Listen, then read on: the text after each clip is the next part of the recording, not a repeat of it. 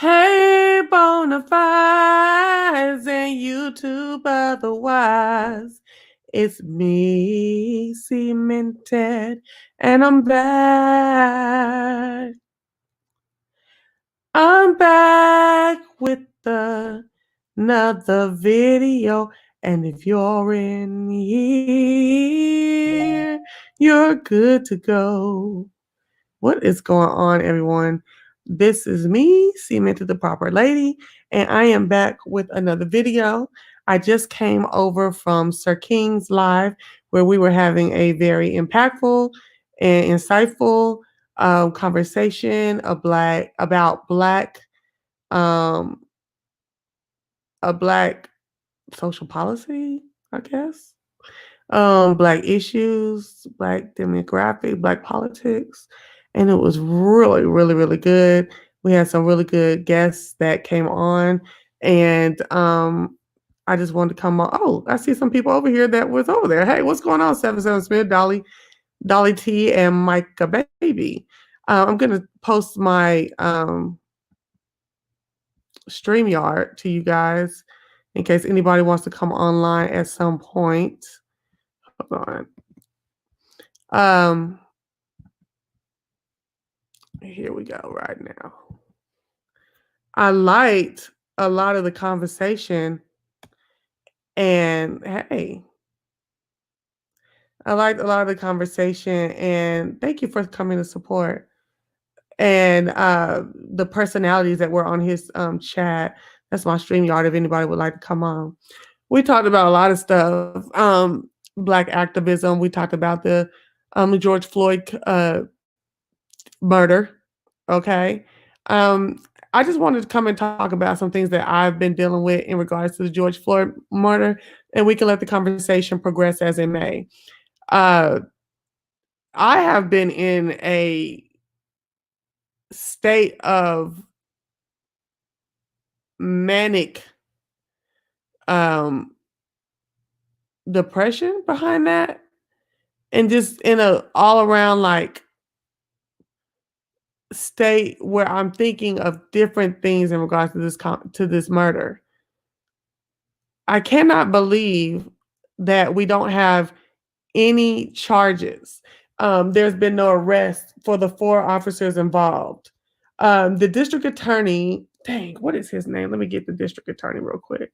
The district attorney refuses to bring charges thus far against the 4 police officers on the scene in regards to oh, you think it's refreshing to? Yes, I do too. I really do, Dolly T. Um,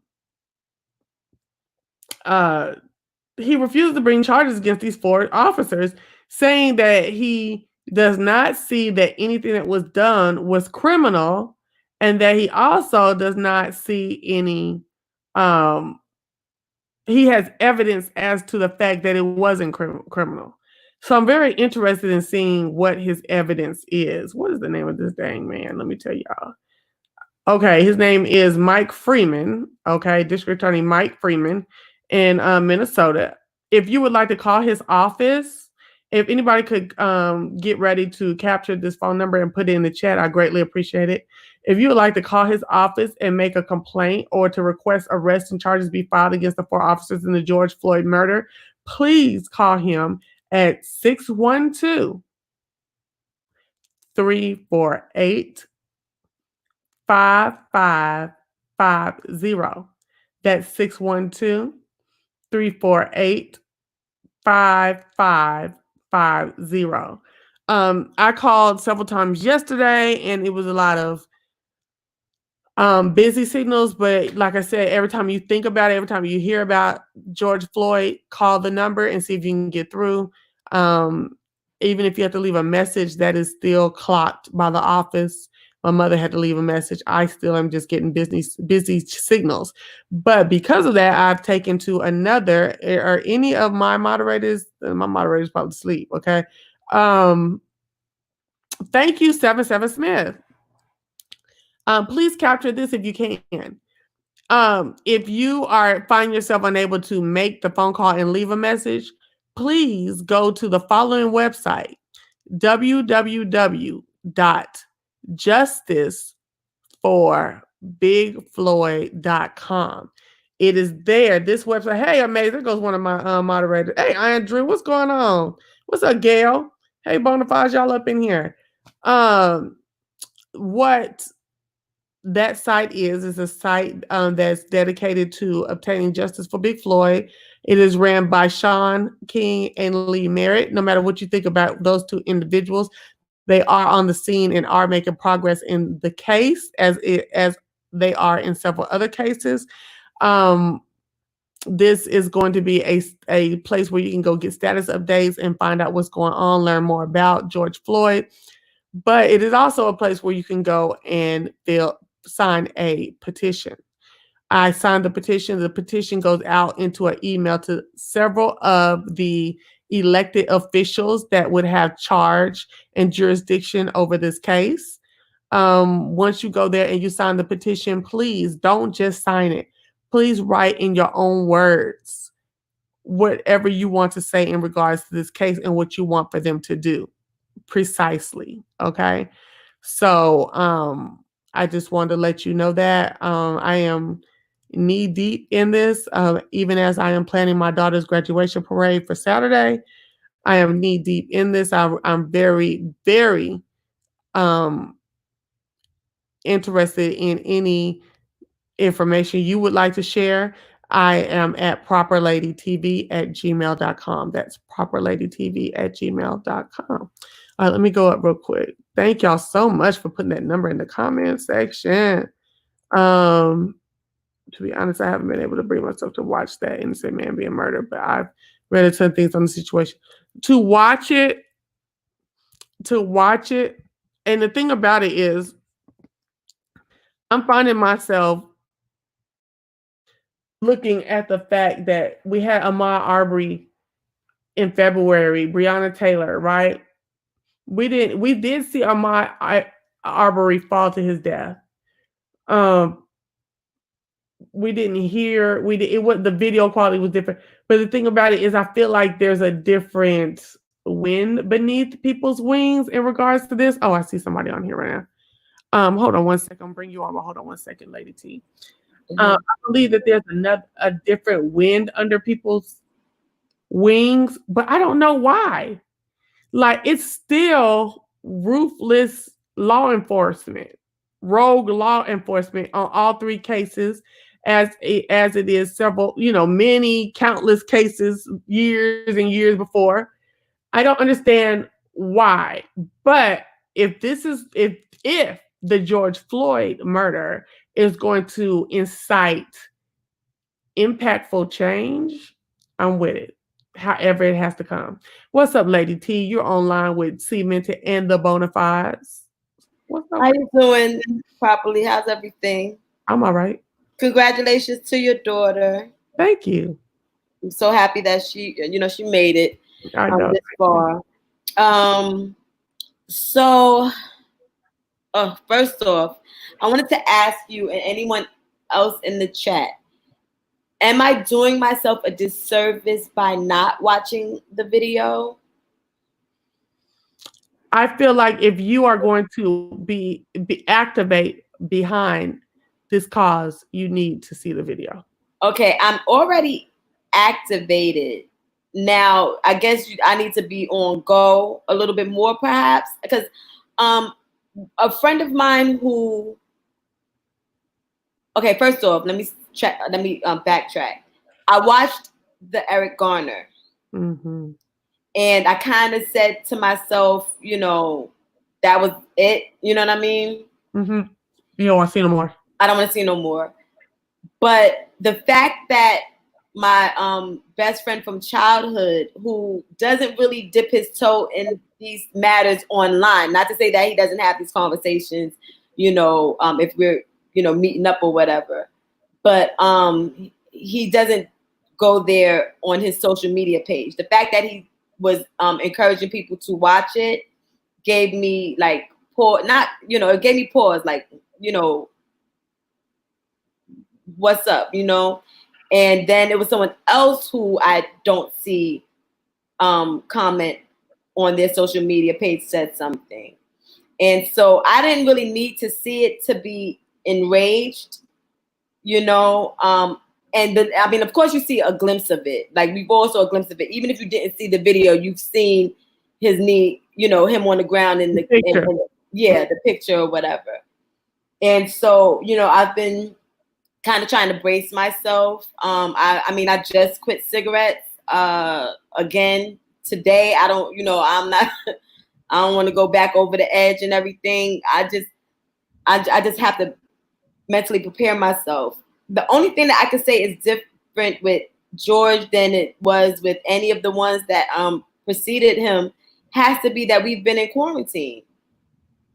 And maybe, you know, we've been reflecting or, you know, just in a different mind space, because I hear something different than all of the times that I've had these conversations prior.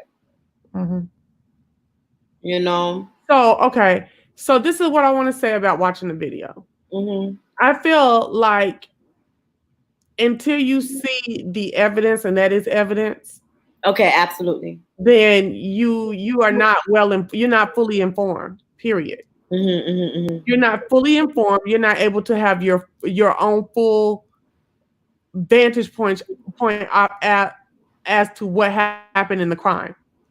You see what I'm saying? In my opinion. Mm-hmm. And that's my opinion, okay? Mm-hmm, mm-hmm. So I just feel like even if you just watch it one time, that will probably be it. Mm-hmm. Okay.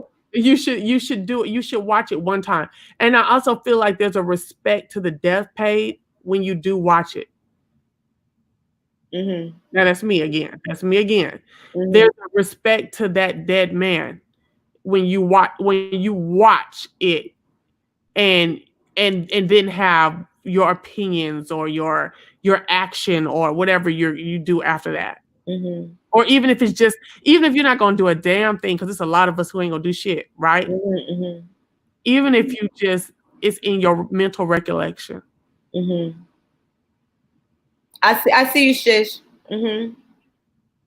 So, I'm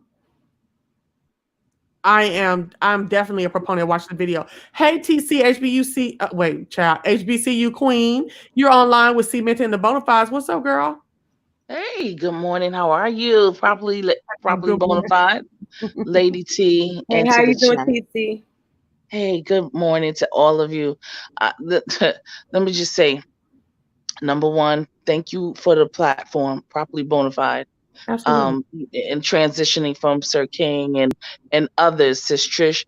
Let me tell you, I'm gonna just say that there have been a plethora of content creators who are actually restructuring and having different conversation. I just want to say thank you to all of you.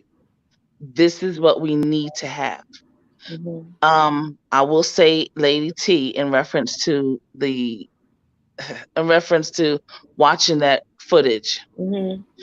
In my humble opinion, in my 50 years on the face of this earth, being in the military, overseas, and everything. Mm-hmm. Emmett Till was outrageous to me. Mm-hmm. But this right here did something a little bit different for me. And that was because I saw. See, some people can see and others have vision. Mm-hmm. And those things, I saw that man take his last breath. We heard him scream out for his mother. Oh my gosh. His mother has passed on. I wonder. I did not know I his don't mama know was if there passed. are. I wonder if he was seeing her, not to be. Yeah. And if there are people who understand anything, and I heard what you said, probably bona fide, about the respect to the dead. So here's the thing: there are some of us that see, and there are some of us that have vision. Mm-hmm. And so, for those of us that have various talents and gifts, I saw it all play out right in front of my face from a very supernatural perspective, and that was just like it's speechless to me. I'm Listen, speechless. I was going to, and what Yeah. really stopped me was when I heard that he was calling out to his mama. Absolutely. And I just like, I don't think I could, like, I don't know how to come back from that. You know what I mean? I know I have to. I know I have to put on my big girl drawers and do that, you know, and I'll probably afterwards have a discussion on my channel. I'm in YouTube jail anyway, so I can't So I was gonna say you were YouTube jail. I just chuckle. I'm sorry. Yeah, so I think they let me out on Saturday. So Okay. I will probably take a look at it today and maybe go and say something on my channel. But it's not even about saying something on my channel. I don't want it to sound like that. I'm just saying, you know, if I'm probably gonna be led to say something. Absolutely. Yeah, absolutely. And properly bona fide, you said something about depression. I saw Sis Trish say, do not get depressed. Mm-hmm. Right. I'm about to put not. Mm-hmm. Okay, our frequency level must go higher, must be higher. And we have got to, there's a certain maintenance that we have to provide for ourselves and others around us, because anytime you go low like that, then your whole vibration goes low, then your immune system, your everything goes low. You can't think right, you can't think at a higher level. And we need, and that's the reason why when I heard him call out for his mother, yes, and I saw the transition to the ancestors, I was like, wow. Right. Listen, And thanks. Go ahead. What And you're so, just know, I think somebody said it in the last live, and you're saying it again here. There is something bigger happening here. Mm-hmm. And keep your eyes on that. Mm-hmm. Okay, before I bring on, I agree with what you're saying, TC. Before I bring on Sis Trish, I will formally announce her. Excuse me. I do want to say this. I do think it's also important to watch the video because you see so many different lenses in the video. Right. See, from the police standpoint, you see what they were doing. You see the officer Tal, who's the Asian one, who was standing in front of the people who were taking the video camera, and how he was making sure that they were not able to get the from the side. Yeah, you see all that. You see the man, Shalvin, Officer Shalvin, who was on his neck. And in his hands in his pocket, and you see his face. So you see what the opposition is. You see what the oppression is, and you see how right. Fish said but mentally enslaved, I believe she was the term she used. Right. You also see George Floyd. You see how he transitioned from letting them know what was going on to him with him. He couldn't breathe. Y'all are going to kill me. My mama, all of that, to where there's blood coming out his nose. It looked like he may have urinated on himself. It's white in his mouth. You see him being oppressed and killed and murdered. Okay. And then you also hear the bystanders in the background pleading for them to help, and you feel their distress on what to do, because they're sitting there. You know that it was a 17-year-old black girl who took the video, and then it was yes, and she was on the scene last night crying, saying that, you know, she's received so much response that she should have did something. But there was other people on the scene too. But it's just, you feel those people on the scene's distress, because you know, in that moment, you went out to the store to get a roll of paper towels, and your plan wasn't to lose your life to save somebody. You know what I mean? Right. And there's a man that was on Andrew Cuomo last night. He was there, and then I think it was another woman, I believe. I don't know for sure if it was another woman or another man, but you can hear them hollering out, you know, like, stop. Do you hear what this man doing? And you can see, you know, them you can feel it in what they're saying. Like, should I do something? I can't do something because I'm going to get killed. Should I just keep talking? Should I, it's the reason why I feel like the video needs to be seen is because there's so many angles to what was going on. It's so many people in that clip that have different lenses. Okay. Hey, sis Trish, you're online with Cement and the Bonafides. What's up, girl?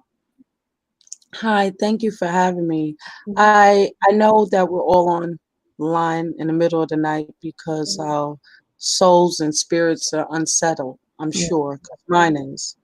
And listening to TC and Lady T and yourself, it really bothers me because when hearing this man, and I do believe that we all should see it, especially women.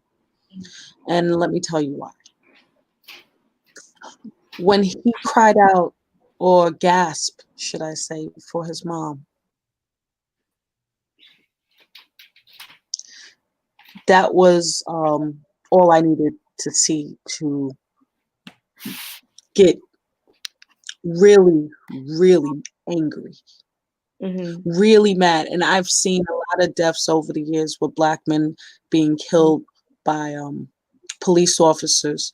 When I used to work with the United Nations, the first time I ever saw a lynching was in 2006, and I never thought I would see one of our brothers in the Midwest hanging with True Religion jeans on.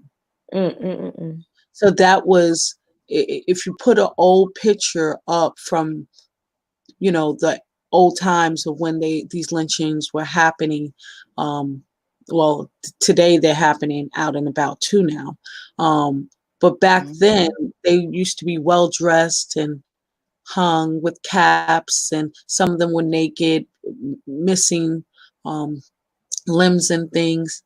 When I recently saw these up-to-date lynchings, it bugged me out to see men today being lynched like that. And it is for a purpose for depopulation. They're dying. We know they're dying, right?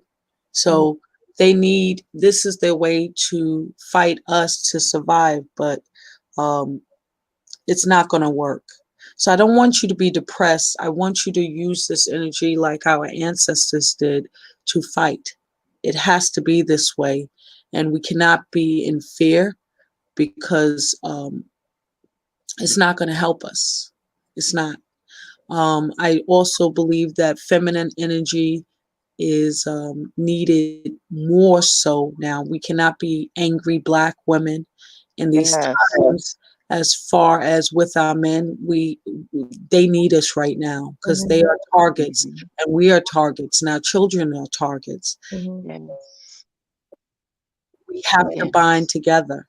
And if there's anything to be said, is to really, without a doubt, if we see these assassinations,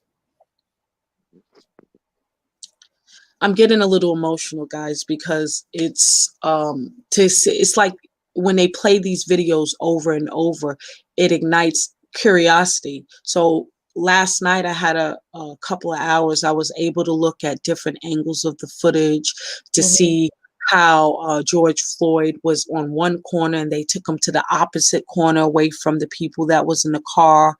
I noticed that the 17-year-old girl that Properly Bonafide was referencing, she was not the only one with a cell phone. I believe anytime they're assassinating our men and women and children, there will always be plants and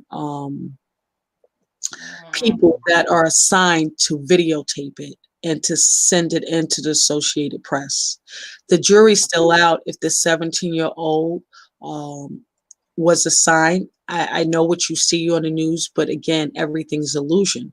I don't know if they had a 17-year-old Black girl there to just film that and to be in front of the cameras now. But I know in the hood, right, This is reality. I want to bring you guys back in the hood, right? When we see something like that, we don't talk about it. We run, we hide. We don't get in front of the cameras because we know that it could mean our life and her family's life. So it brings me great pause to see her outward and crying, and I should have did more. That doesn't seem like someone, and this is just what my spirit is telling me. It just doesn't seem like someone who was just a natural bystander. I know how these systems work. I know what they do. Go ahead. I felt that way.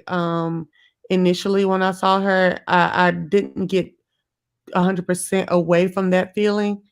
I'm trying to stop being so suspicious all the time, but I did feel like there was an act going on or whatever when she was crying. But then, Disingenuous. yeah, it did. Very disingenuous. It did a little bit. It did a little bit. And sis, and let me just say this: Wait, hold on, you ladies. bring I up just wanna- an excellent point, because what happens is, properly bona fide. When you talked about the DA, Right. he doesn't want to, because he doesn't want to do anything because he has other information. So they were plants all over the place. Right. Ladies, you know what I feel in my spirit I need to do?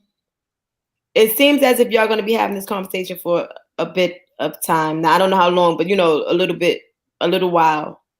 I'm going for an hour. I'm just going for an hour. Okay. I think it would be a good time for me to go watch it because I'm in here by myself and I may need, some sisters around to, Absolutely. help me. It's only like 4 minutes. Mhm. You can just watch one because there's different shots of it. I'm just gonna watch one that I see has like a lot of views or something. Like I'll figure out which one, and I'll come back. So that number one, I could be a little bit more informed. Number two, I could have some a sister circle to kind of catch me after. Right. Gotcha. Well, see, I would, yes, I definitely understand and definitely will be here even if we go past the hour to do so. I would like to encourage you to watch one that is 9 minutes long. The one that's 9 minutes long. Yeah. Okay. All right. Okay. So I'll be right back. I'll see. Let me jump off. Okay. Okay. All right. Thank you. We'll see you when you get back. All right. Okay. I also, How you I want doing? Online Can you with hear me? but hi, Micah baby. Hi, Micah, Micah Hi. baby. Can y'all hear me? hold on. I'd like to Yeah. formally introduce everybody. Hey, Michael, baby, you're online with Cement and the Bonafides. What's up, girl? Hey, this is what I would like to say. I hate not only what happened to George Floyd. I also sat back and I saw what happened to that young lady in Kentucky, Yes. Breonna Taylor. And I'm at a point now where um I'm just tired of seeing my brothers and sisters die. I have children, and my youngest are about to be 2, and I have a 9-month-old son. And for the first time in my life, I'm gonna be honest, I'm scared. I'm scared for my son and my daughter because I feel like they'll take them from me. And it's something that really does need to be done. I mean, as a mother, how do we protect our kids? How do we protect them? Micah, properly bona fide, can I speak with her for a second? Absolutely. Micah, baby, I feel you. I feel you. And I know all of us feel the same way. You know, I look at mothers, and that's one of the reasons why I jumped on this live stream because of the feminine energy. It's needed right now for many reasons. And the fear that you have to protect your children is the same energy I have, and I'm sure TC and Properly and a lot of other women. We have to stand tall to protect our children, and you cannot be fearful. I'm willing to die for my community.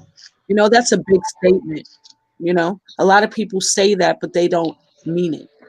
When it comes down to it, what are you willing to do so that those babies can be protected? I will sacrifice That my life for them, but at the same token, it's a scary thought in leaving them it's behind. not a scary, it's not a scary thought, and I'm not saying that you have to die. I'm saying that I'm willing to, because I know the bigger picture. There has to be people that are sacrificial lambs for the higher purpose. I know there are people that don't really understand what is going on right now, and that's what they did to us over time. They did this to us. They made us lose our history, lose our sense of hope, lose our sense of pride and power. But we all have it. You have it, and you gave birth to the power. Your kids are your power. Yeah. Okay. So They are. I would like to offer that you start at these young ages of your children. I mean, they're very young. I mean, this is Yes. a good time to start with them, giving them information that they can use. Um, I'm talking about the truth of the matter. I didn't shelter my child from any racial issues. I mean, even financially, any issues that I was going through or that, she may go through later in life, because I feel like children should be children, but I think children should be aware of their life, that, like the society they're walking into. And I know that when Trayvon was murdered, my daughter was 11 years old, and we watched the trial together. And I allowed her to talk and speak and ask questions in regards to, what she was seeing and what she knew about the case. We even talked together about what would she do if she was in those situations, and then I give her information to best deal with it, or to best walk out alive and with your dignity intact too. Because see, now you can walk out alive and be and your dignity be left back there. You see what I'm saying? So Hmm. it's something you just really have to develop a culture for you and your family, and stay on top of it, and stay cultivating it. I have a quick question for Micah Baby, properly bona fide. Sure. First, I hear a TV in the background. Is I'm sorry. That's mine. I can because cut I it have something down. I I really had want to ask you. jumped on. Hold on. Let me find the remote because I have my son in my arms. So hold on, Oh, okay, just 1 second. okay. And see, I don't want to go close to the TV. Yeah, no. That's fine. If you can put it on mute, if you can. I Okay, hold on 1 second. uh, I was just wondering if Micah Baby has. I mean, is your mom still alive, Micah Baby? Or in your life? My mom and my grandmother, they're all alive. So um, I thank God because we have 3 generations Okay. and we are very close. So yes, ma'am. All right. See, now we're talking. There it is. So the other thing is, do you have other, like, the other ladies in your, in your, I guess, in your sphere, uh outside, maybe some aunties, maybe, some ladies who are your friends, your girlfriends, they too may have children as well, and you kind of have like a sisterhood. Yes. All right. So there it is right there. This Trish said something about the feminine energy. Right now, sisters, as goddesses, the goddesses we are, we must get together, and these are some of the things that we do when we get together. You see, we help each other. The elders are going to, say they're going to keep you in prayer, but they're going to tell you to keep, stay strong. You cannot break down in front of your children right now. They need their mama because they too young, and they need their mama strong as possible. As possible. You love on them, you dote on them, and you go from there. The elders are gonna say, listen, baby girl, we done been through this, but let me tell you how you can get through this. They're gonna come up with some ways and some tactics and techniques that might have helped them as well with the things that you already have within your DNA. Is all and one of the things that's so beautiful about a sisterhood, because I too have a sisterhood, and I'm 50. I will always have my role models, my mentors, my sisters. They're all different ages, and the younger ones are even more. They more pushy, bossy. Rather they gives it to me, and they tell me what I am and am not going to do, and I love them for it. Right. And we as sisters, Sis Trish said the feminine energy is the most powerful energy in the entire universe. It is loving, it is unconditional love. And love is the highest, most powerful feeling that and it can tame the wildest beast. And That's so very we're gonna true. have to we're Absolutely. gonna have to you dig what I'm saying, sis? And that's why we Let gotta me get tell you, together. And let so me tell the you things something. I hold, have, hold on, I sis. have, Let me hold on just say one this. second. I Okay, just go want to ahead. say this, and then I'm gonna go. We have done this YouTube thing up until recently has done a disservice to the sisterhood that we Yes. should have. And we talking under each other's clothes, talking about somebody fish, somebody peen, somebody this, or over sexualizing and Amen. and and and making us look to the world like, oh, we are sexual deviants or sexual whatever, and that is all that we are, and that's all that we should kind of put ourselves and our minds towards. But the things that Sish was talking about, getting your businesses together, get those 501c3s, get those S corp, get those trusts and foundations together, learn how to be the economic gurus of your own personal situation. And again, this is just some regular stuff, regular schmegular. You see what I'm saying? And Micah, you have I'm so happy for you. I'm praying for you because you're gonna be all right. We your sisters here. I'm gonna watch you. I'm gonna dote over you. I'm gonna throw you some very positive, inspirational mantras. And anytime I see you, and I'm gonna say that you already have a powerhouse with your mama and your grandmother, and Hmm. and so lean on them, because we need each other, because sometimes this is the test that the master is testing all of us. What are we gonna do? Right. Thank you. Absolutely. Hold on, TC. I wanted to ask you something before you head out. You just mentioned the Yes, feminine sis. energy, and I wanted to know if you ever saw what was that movie that everybody went crazy over? The Black Panther, Wakanda. No, no, I Notice didn't. in that movie, you never saw it. How properly did you ever see it? I did not. I'm so sorry. And somebody sent me that from YouTube too. It's, uh, it's okay. It's okay because it's just an analogy. Micah, baby, did you see it? I did. Okay, good. So I have at least one person that saw it, so I can give my analogy. Notice in that movie, as Hollywood and as it was, it did have some truth, just like any movie that's out, right? We see that Hollywood drops symbolism and everything in movies since the beginning of time. So the Black Panther did have symbolism that I did leave after watching it that was empowering, and it's the answer.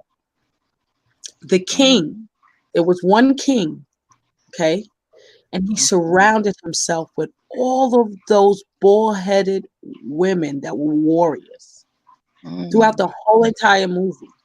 And it was Mhm. that love of the feminine energy And that there you made him go. come out of his challenges. So ever since the beginning of time, it's always been the women, believe it or not.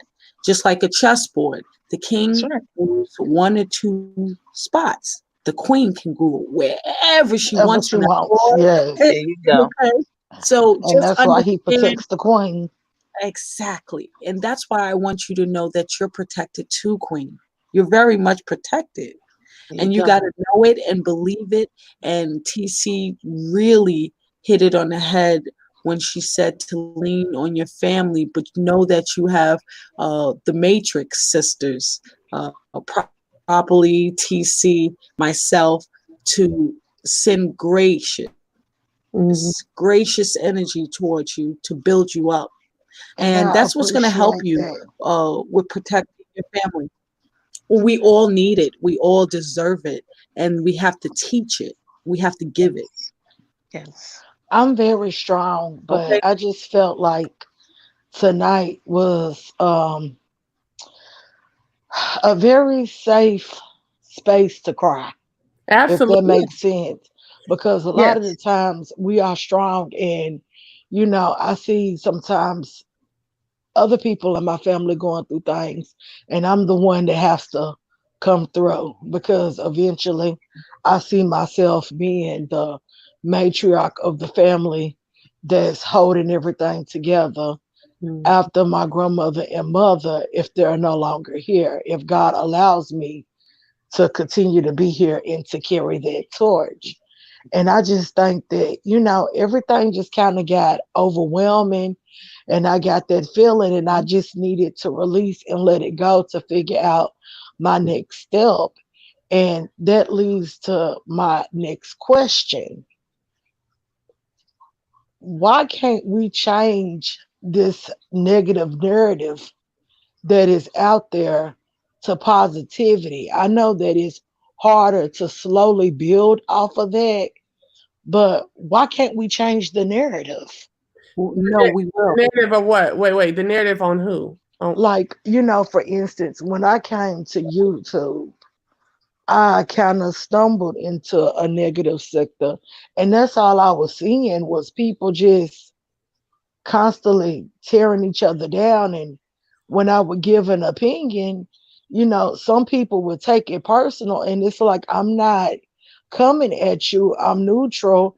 I really don't have an understanding of this because I don't live like this. I'm a very peaceful person, if that right. makes sense. And I don't like the bickering and the arguing and the banter and the going back and forth. And I'm more interested and that's why I came to this platform in making changes. And I'm not afraid to get out there and protest and help changes. That's just like when this stuff was even going on with COVID-19. I was saying, well, if people are willing to put their lives out on the line to protest and say that we need to be out there, let's virtually protest. Nobody even got on board with me. Okay. Not one single person. So in regards to the sector, the beef sector, and getting caught, the negativity there, I've said on my channel so many times because although I'm not in the beef sector, I do know people. I do know who the beef sector is, and I do light commentary here and there on things that happen. It's easier to just state your opinion on the next person. Have you ever seen that poem, or not poem, but that statement? It says small people talk about other people. This type of person talks about this, and then the higher people talk about this. So I believe it, even though I can't call it out. I'm so sorry, y'all. I can't call out exactly the words. If anybody in the chat does know the words, please put them on there. Um, Yeah, I remember that. The smaller people talk about events. yeah, Uh, or yeah, people, I remember that. But I listened to you on someone else's channel. I mhm. forgot, it was a long time ago, so long. And it was like you stood out to me because in the middle of chaos, it was a voice of reason. And then I had to go, but we need more of that, because if you think that there won't be people who are confused in the world and we can just get rid of them and move them out of the way, they're going to be present. We have to teach them. Exactly. Having more of these type of conversations and less of the meaningless conversations is the way to go. And these times, there's no way that anyone should be talking about another content creator after the chain of events that occurred. Everybody Right. is feeling, Yes. Right. everyone is, what can you be talking about right now that's more important than survival? Are you kidding me? You can't. Thank you. You can't. Right. We So need to bring back Micah, morals and ethics. Micah, baby, how long have you been in and around these streets, if you don't mind me asking? Not long at all. Maybe about a month. Okay, so let me say this, because you mentioned that you were trying to, get, in reference to COVID, you were trying to, do some things, getting people together and doing some things virtually. Yes. And unfortunately, it didn't necessarily work out. Like maybe maybe some people or whoever you reached out to, they did not necessarily jump on board with you at the time. Here's the thing, sis, properly bona fide. There are some people that are in the chat. Myself, I've been in this for 2 years and some months now. My intent was to come on and and talk about my college education, and particularly my specialty, HBCUs, politics, trust, and foundations. It didn't start happening until recently that I've now been able to talk about these things. So let me say this, you gotta get some grit. Okay. You only been here a month, and just because not necessarily people didn't come on board, don't you lose focus. Don't you get disappointed. That is life. It is. You use another approach, a different methodology. You come on here like you did this morning, and you start to engage, mix and mingle with different people, so forth and so on. And you start to say, listen, who, I'm trying to get in the group or in an arena of people who are like-minded, like myself. Listen to some of the conversations and add in your conversation and contribute to the good conversation. Like Sis Trish said, there is no rhyme or reason as of today on that content creators or any subscribers should be going back and forth, beefing, talking under each other's clothes, talking about they smell like fish, 9.9, 10.10. Because if we cannot generational wealth build, then the conversation needs to be that and that only. But my sister, Micah baby, life, you might not be successful or get what you want on the first go round, but you do what? You try and you continue to try again. Yes, Mike, sir. You gotta get, and I ain't got 3,000 subscribers yet. Why? Because I came on doing me, how I see it, how I do it. And, if I ain't blew up or caught on or got a bunch of support, that's okay. You know what I'm saying? Everything happens in its time, and you can't rush your impact. And don't there fall will be apart. A paradigm shift. Don't fall apart. I won't. That's what I'm trying to. Let me tell you something. Work on that throat chakra of yours, okay? Because right now, we feminine and strong, and we need to come with full purpose, not damsel in distress, but full armor, purpose, That's right. grit. Can I ask you ladies if you know what the 9 sciences of survival are? No, I don't. I I mean, have 4. I have 4. yeah, I could think of maybe 5, but I don't know 9.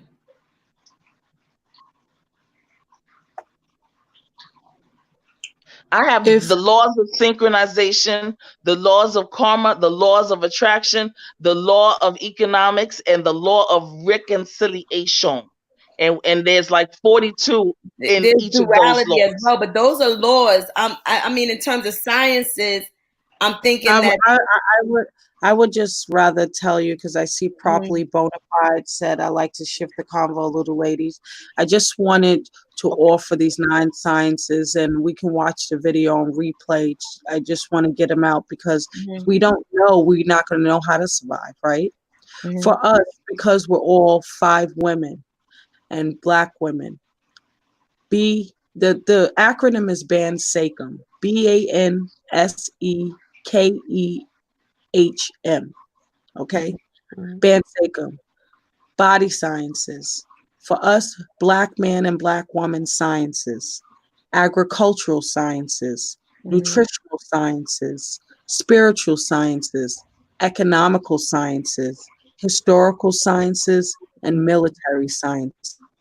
So when I greet my network, we always, instead of saying hello or how you doing or what's up, we say BANSECHM as a reminder of what we have to do every time we wake up and every time we go to bed, what we have to teach our kids and what we have to teach our community. So BANSECHM to you all. BANSECHM. Thank you, BANSECHM. Okay.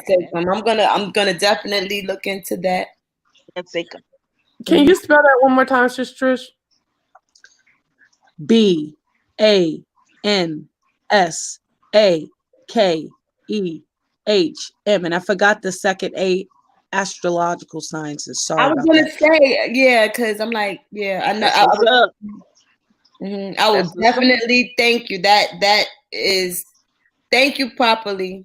Yeah. Thank you so much. Body sciences, Black man and Black woman science, agricultural sciences, nutritional sciences, spiritual sciences, astrological sciences, comedic sciences, economical sciences, historical sciences, and military sciences. I'm sorry, I'm a little sleepy. It's 4:00 a.m.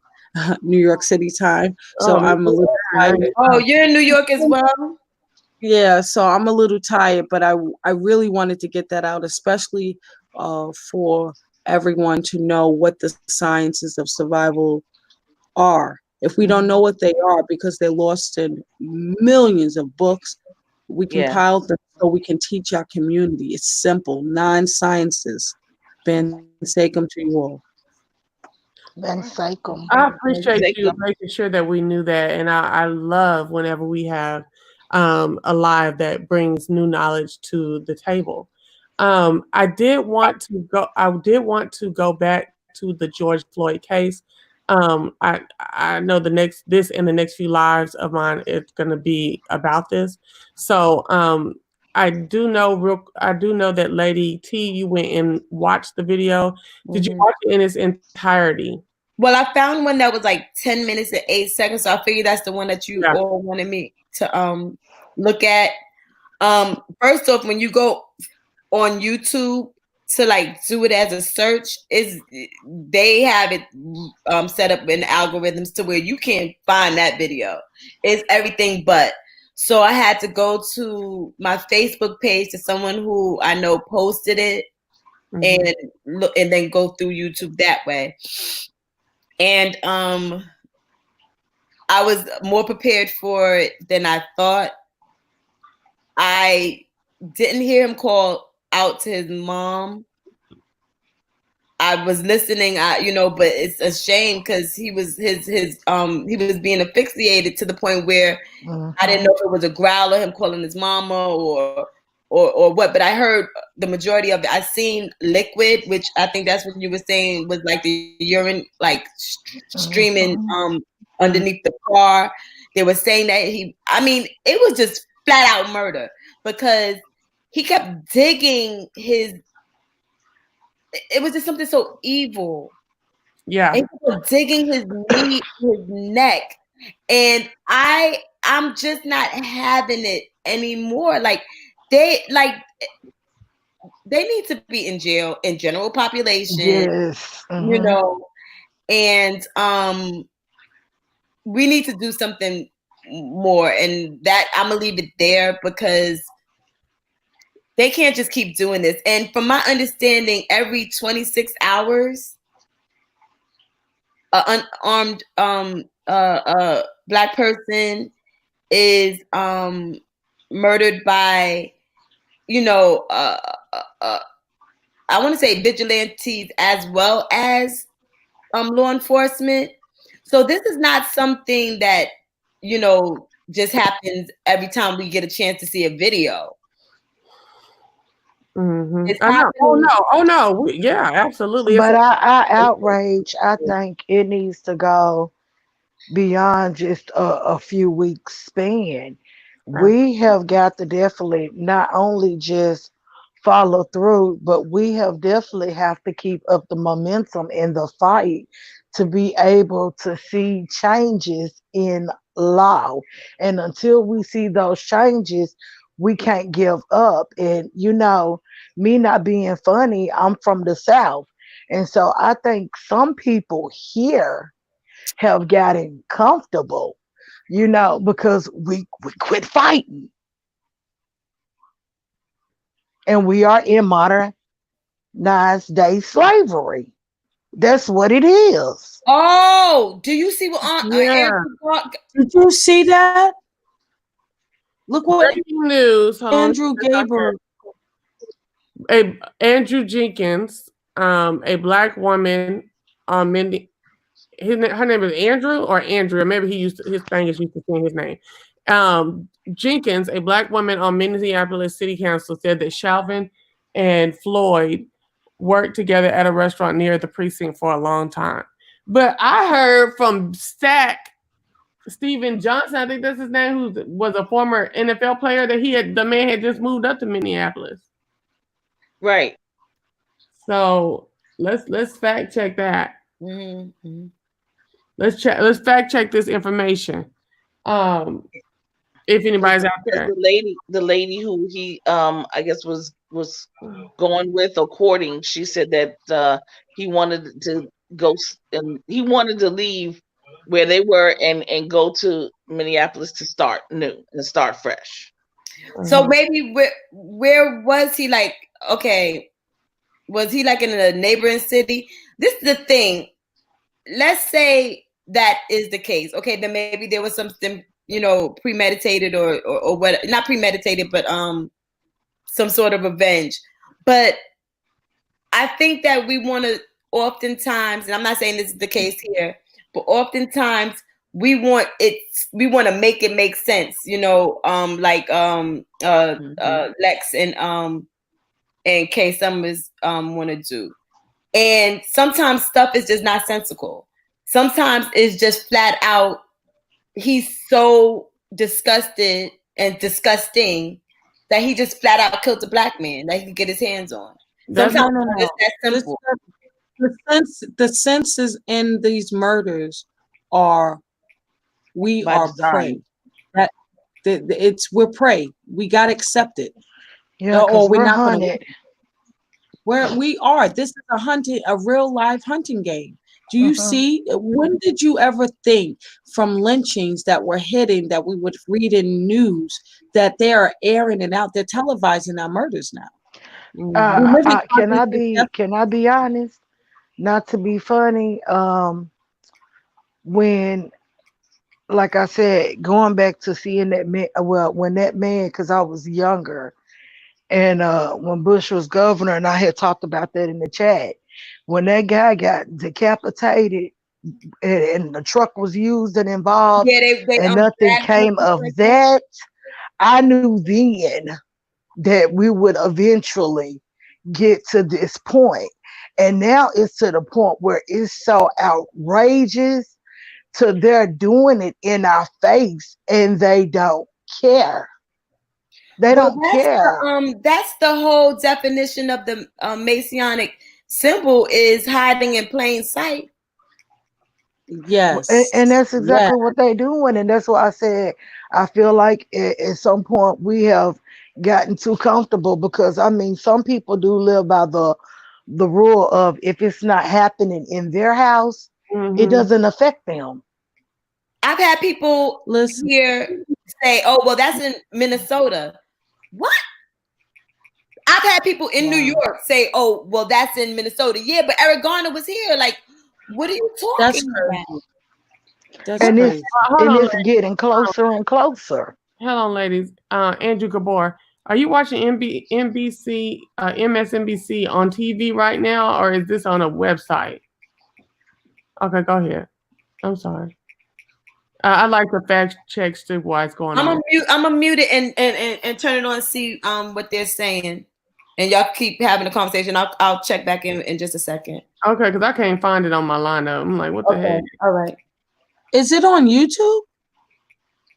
The That's what I was wondering MSNBC if it was Live? on.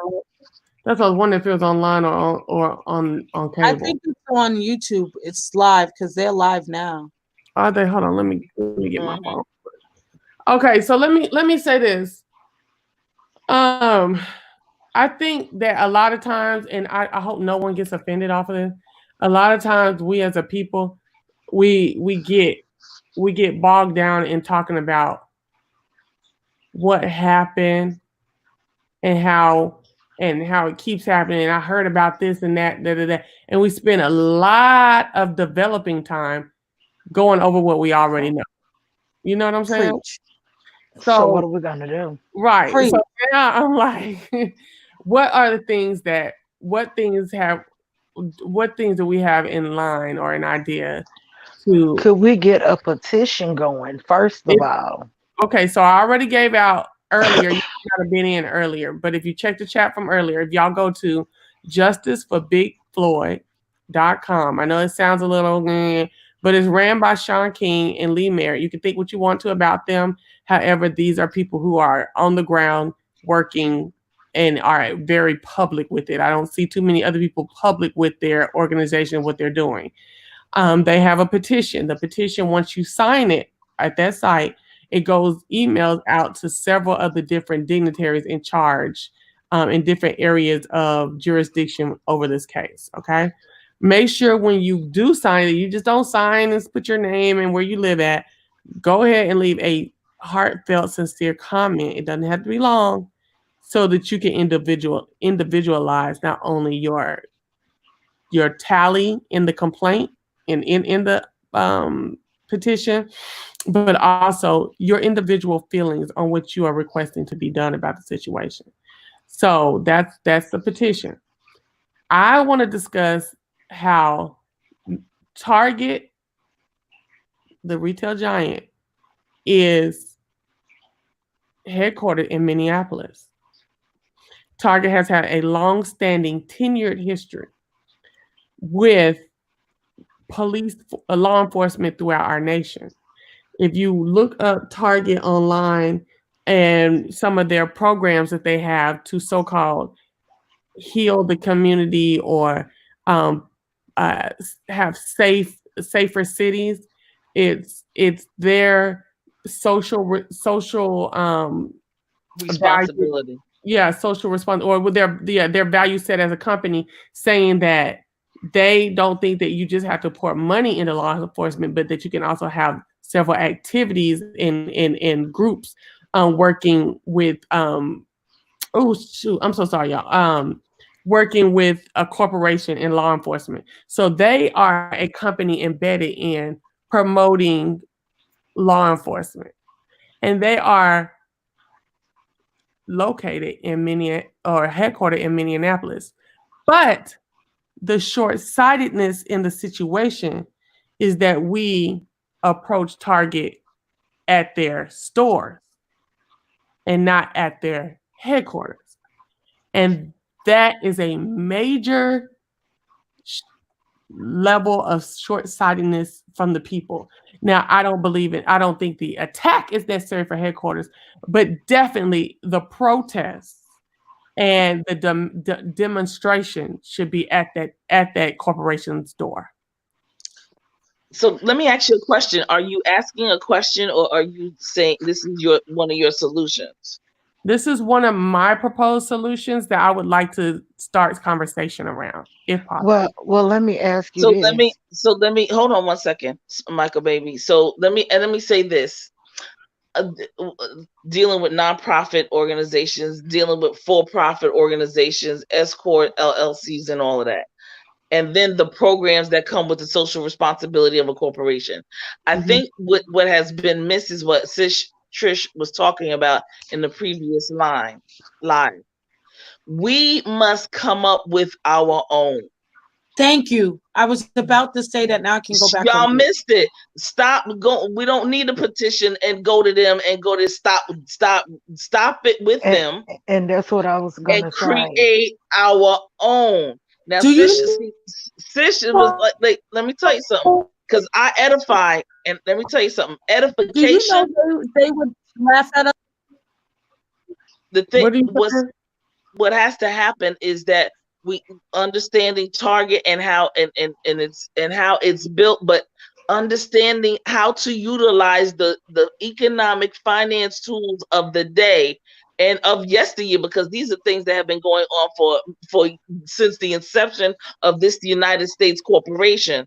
And the trust, a 501c3, 501a, 501(c), there's a myriad of them, and we need to participate. We do have various people who do participate and understand, have charities, and have economic ventures, and on and on and on. But we need more to understand how to use it and how to take us from one level to the next level. Well, I hear what you're saying, but that would be that is long-term solution that we need to start working on now. I get what you're saying. No, ma'am. I will listen to with this case being open right now, and with it being. Let me just say what I'm saying. That there are people right now, as you speak, you have some that are right in your face that have been doing this for years. I am pretty sure that you have folks in and I'm from Brooklyn originally. I live in Philly. Let me tell you something. There's folks that's been doing things in and around Atlanta, Texas. We have folks everywhere, overseas, Dubai, etc., so forth and so on. This is something that people have been doing. We don't have to get started doing any of this. Okay. I think that's semantics, because I am full aware that people have been working for decades on different things to uplift our community. So let's not no. And specifically what we're talking about, what I'm referencing about what Sis mentioned, and what can I just say what this? I'm talking about with the 501c3. But can I say this? Like, sure. I mean, I don't think it's nothing wrong with her talking about, protesting at the headquarters, but at the same token, for those of us that cannot do that or be there, it wouldn't hurt if we did boycott them and we didn't spend any dollars there. And at the same token, what you just said, also invested in our own communities. At that point, we could be tackling it all. So I feel like, to a certain degree, it just kind of sounded like what she was saying, it was being dismissed. No. So properly bona fide, I absolutely agree with you. I want to give you a straight up, clear and concise dialogue with what you said. Going to Target, it has to be done simultaneously with finding those products that the community needs. See, a lot of people talk that boycott stuff. That's why I understand what properly bona fide is trying to say, but why it wouldn't work right away is because they would laugh at us. They know we would be dependent upon them. We would have no leverage. Right. Not with Amazon, we won't. But go ahead. We would have no leverage. And to give you some insight, Target, what I like to call Target, is a part of that great POC that is headed by the liberals. So there's no way that they're going to allow us to come in to infiltrate their systems. They designed them. Get it? So what we need to do is to really streamline simple solutions on products and services and start up businesses. So when we do approach these great POC corporations, to tell them, look, we're not going, and we have to do it in silence. We'll have little mom and pop shops that sells toilet paper, toothbrush, this and that. But you cannot go to those people with leverage. It will be dismissed because they know that we still need to purchase from them. That's the point of starting with businesses. Yes. Getting those resources in the community so that we can boycott, we can go to our own. It's that simple. So first off, if that were to ever occur, I heard someone mention something about Amazon. That would be the last place. Like, if we're going to boycott, it doesn't mean just not walking into the stores. We're not walking into stores anyway. You know what I mean? It means to stop the buying power completely, you know. And the other thing is in regards to like getting our essentials, because right now, if you ask yourself, what do you really need? Right. We don't need anything else other than the things that we run out of, you know, to as far as food and toilet paper and stuff like that. Basically what we've been noticing that we truly need during this quarantine, you know. But we do have to start establishing these businesses and all of that, but we can have a day or a week or whatever it is, you know what I mean? If it's in advance, like, we're going to do this on the second week of July. You know, we're having this boycott. We can see they need to see like really where that the buck stops with us. You know, number one. And we're serious, yeah. And we're serious. You know, that just even if it's not, even if it's just a way of seeing that we can galvanize. For once, you know, like for me, that would be the ultimate goal, to see that we actually can put a plan in action and execute it. Like what was her name? Monique. Remember when she was like, we need to boycott Netflix, and everybody was like, oh, please, Monique, I gotta have this and I gotta have that and all this other fucking shit. And it's like, we don't ever just like stand behind one another when we are calling for action, you know. And I understand exactly what Trish is saying in terms of we need to like stop. I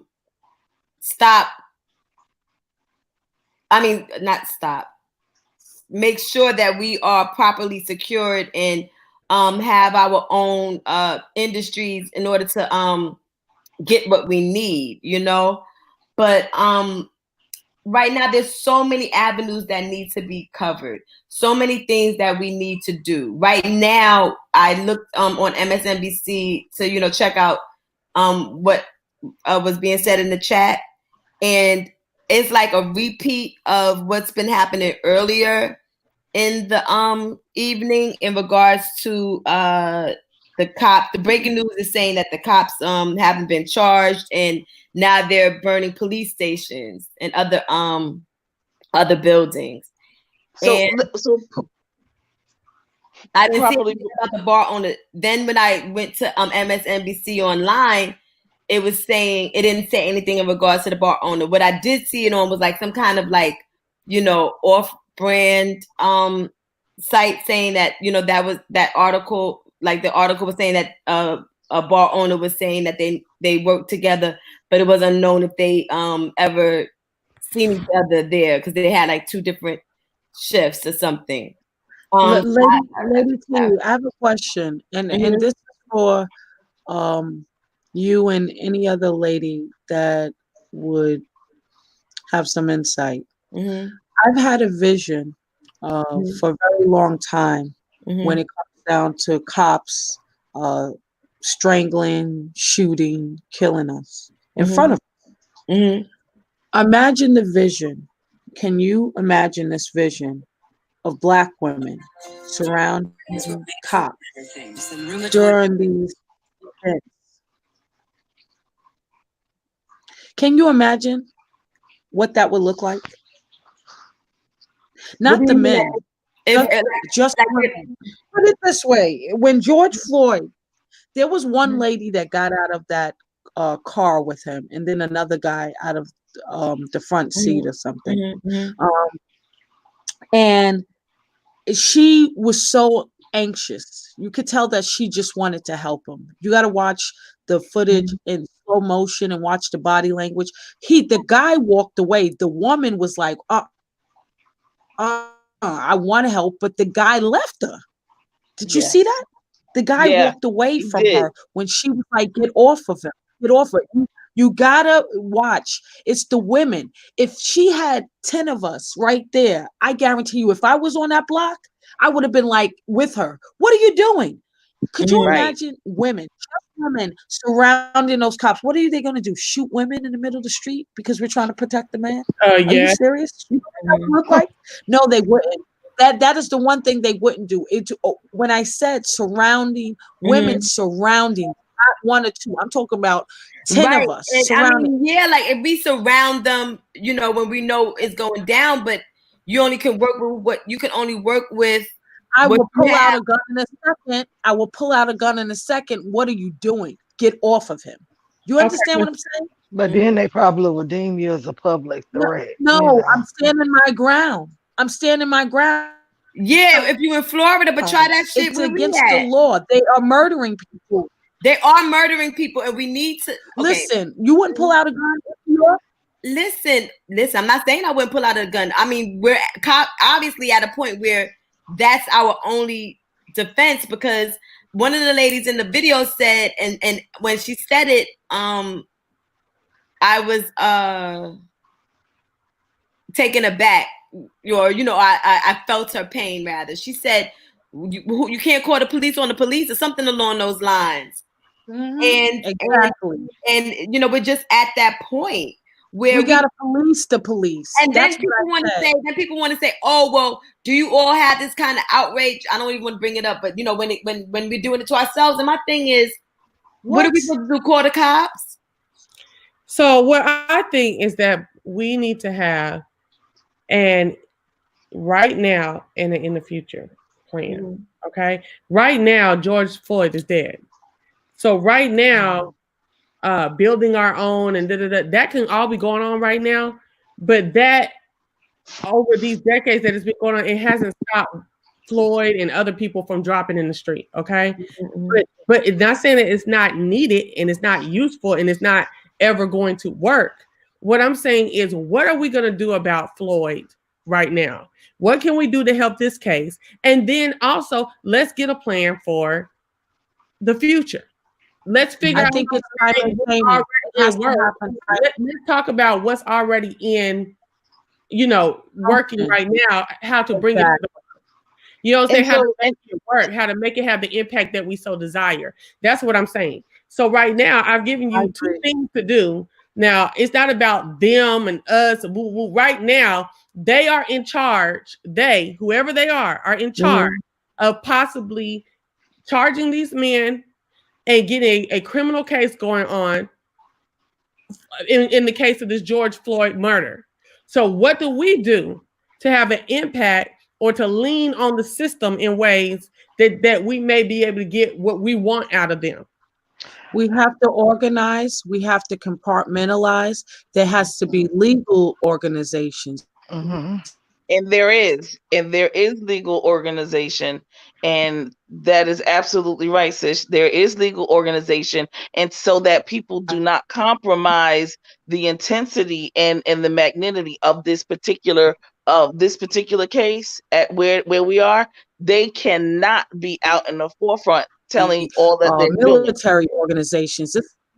But they don't have to tell everything that they're doing, but they can tell how other people can support them. They can, and they do, and they have plants that are various people that are in and around in different places that are dropping gems, a little bit of this, a little bit of that, so that folks will be able to, sort of kind of get themselves prepared. Now, let me just say this. An executive order was signed in reference to social media. Yeah. Just so happens all of a sudden now, Today. all of a sudden, right? Check out 52, the gangster move, okay? Now, there are already people that are putting and have already put together the conduit in which the next realm of social media is going to come through.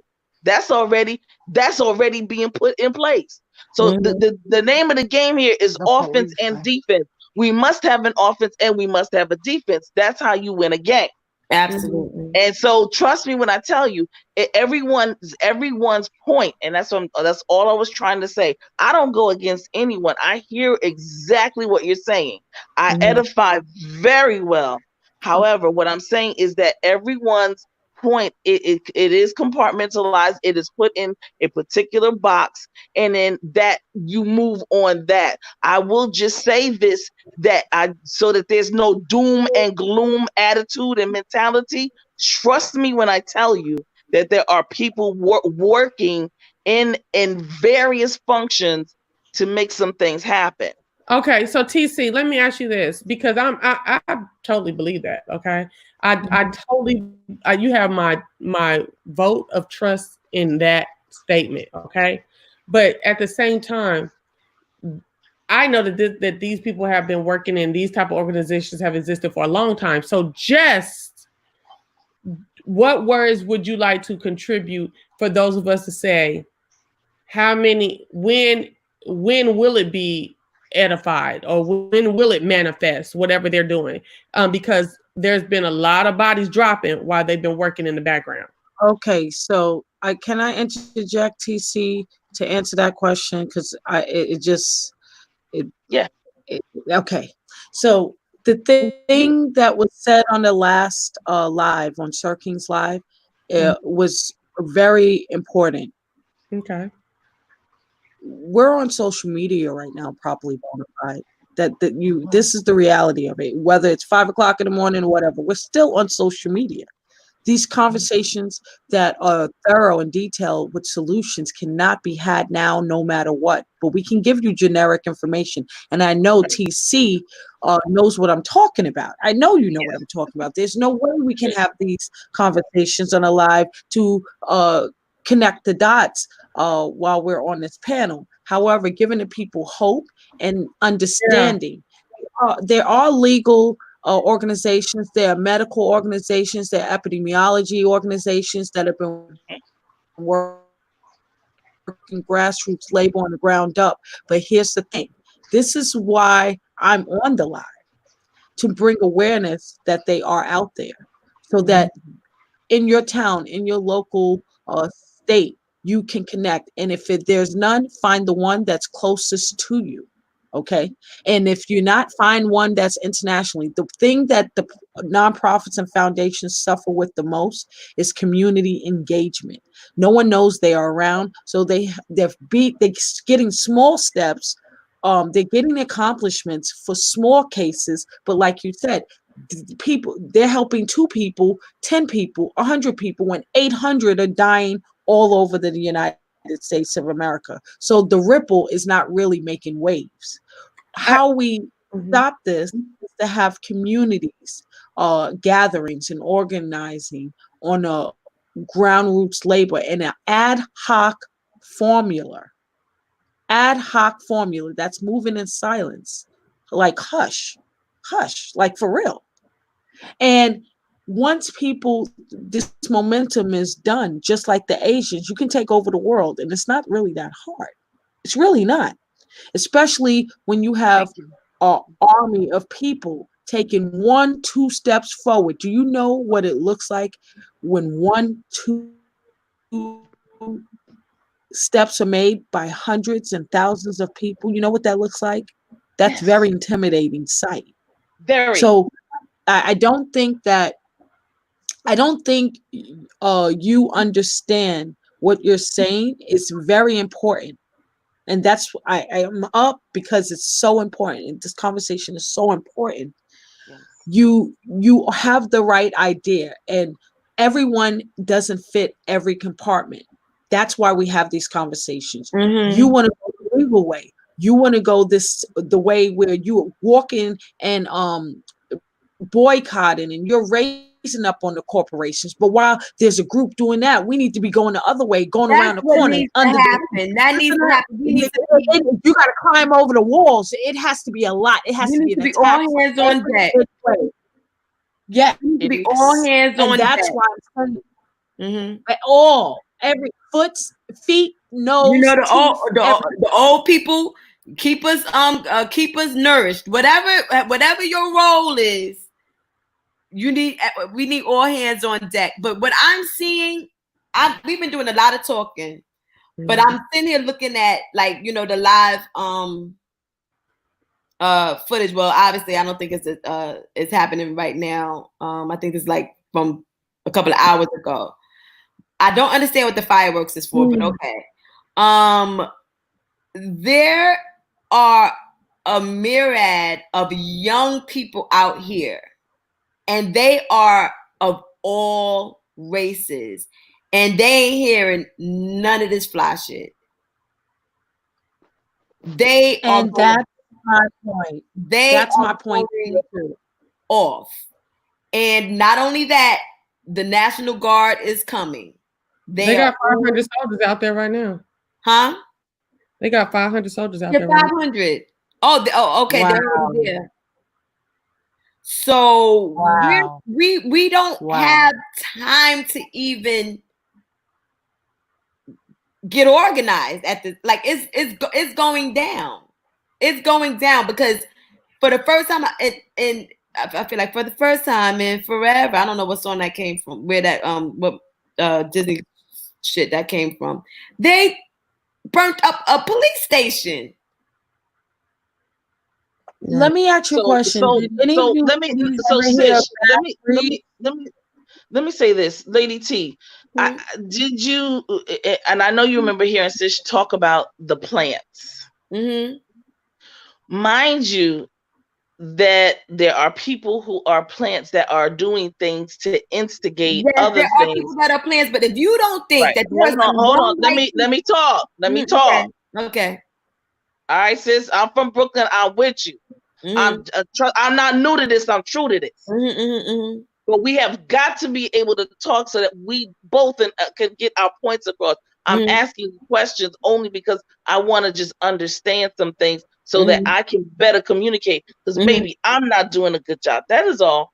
And so I'm asking. And so the plants that are out there, in reference to some of the things that are going on in Minneapolis right now, that there are people who are put in position that are paid to instigate the riots, if you will, even though the initial intent was to peacefully protest.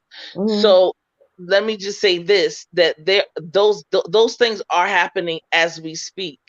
Now, when it comes down to, we're doing a lot of talk. We're communicating right now, and I think to some degree trying to talk people down off of a ledge so they don't have this doom and gloom. And so what's also going on is that once you leave, this is the law of synchronization. When you tomorrow, all of a sudden, the next day maybe, you're going to find that there are organizations in and around your own community, and you'll be like, what? I didn't even know. Your eyes will be wide open. Okay. And it's going to come to you because now you all are open and ready to receive, because you're ready to take your footsteps and your orders, and you're ready to move. Sometimes we don't know how, we don't know where it's coming from, but it will come. All right. And trust me when I tell you that everything is in order. Unfortunately, we have to keep focus. We definitely and know for sure was just this is us, that we can't get out of order, y'all. Okay, but the thing about it is, I'm respecting where y'all coming from and stuff like that. I'm trying to listen, but at the same time, do you understand that you literally telling people just trust and believe some like that some No, I'm not saying that. okay, I'm not No, saying no, that. I'm not saying that at all. I'm telling you what you see. Your impact is your intent may be different than your impact. So what I'm saying is, it seems like okay, just listen, just trust that this is going on, and woo. Okay, we get that. Okay, but we want to do something too. So if y'all gonna do that, or these groups that are gonna do that, and they can't talk on public, I totally am behind that. It's not good for us to just. I can't stand how CNN when we were in Iraq, how they would tell everything that was going on. Right. I can't stand that. I can't stand that. So I totally get that. But then when you have us that are not in whatever forums that are in saying what we're going to do, it doesn't really connect It with does help. other one come. No, I know it helps. It doesn't really connect with me for it to be these long-standing diatribes on trust that other things are going on. Well, let us talk about what we're going to do because we're not in those forums. My question is this. Nope, I'm not saying that at all. My question is this. I'm not saying that this isn't supposed to happen, and I'm not saying that the organizations that are cropping up that I will come in contact with isn't happening. What I'm saying is, as someone who has worked with young people from age 4 to 21, and I've been around them and I know how they move, they are out there unorganized. Now, yes, some of them are plants. Yes, some of them are there for the the nighttime backdrop, and the fire looks so pretty and it's mesmerizing. You're still watching it, but some of this is quite organic. Okay, and it's happening in real time. And these kids are out there on go. We need to learn our history. It's painful. It's really painful for me. And the reason why I say it like that is because I asked a question. Did you ladies ever hear of Bass Reeves? This is historical sciences. You never heard of the story of Bass Reeves? That name sounds very, very familiar. Okay, I'm going to be respectful to properly bona fides live stream without giving too much insight on the whole concept of Bass Reeves, because this is YouTube, this is social media. We have to be careful. But Bass Reeves, he was like the Mecca in his time for times like these. This is nothing new. What is going on? It's new to us because we never experienced it, and this is our life in these times. But back then, there were people. Oh, that's where the Lone Ranger got. They took his identity and turned it into the Lone Ranger. Yes, okay. But Bass Reeves, now I know. He killed cops. That's all he did, and they couldn't do anything. He had organized caravans in history. When they was done dirty, they wasn't having it. We going to take our land back. We're going to take our home. They're not burning anything. We're going to terrorize them right back. Okay, so these stories in history from time and time, and he's not the only one. And I'm not talking about the Nat Turners because they those don't end well. Okay, but there have been rebels throughout time that have made absolute change. Thank you. And Trish, this is my point. You're talking about the Bass Reeves, right? And we can talk about a myriad of other people that fall in the same vein or are more on our same page. But right now, Nat Turner is out there. And I understand what Property Bonafide was saying when she said sometimes your intent doesn't match your impact. And I don't know if that's what's happening with me right now. What I'm saying is Nat Turner then left the house. Mama said, no, don't go out. And Nat Turner said, I'm out.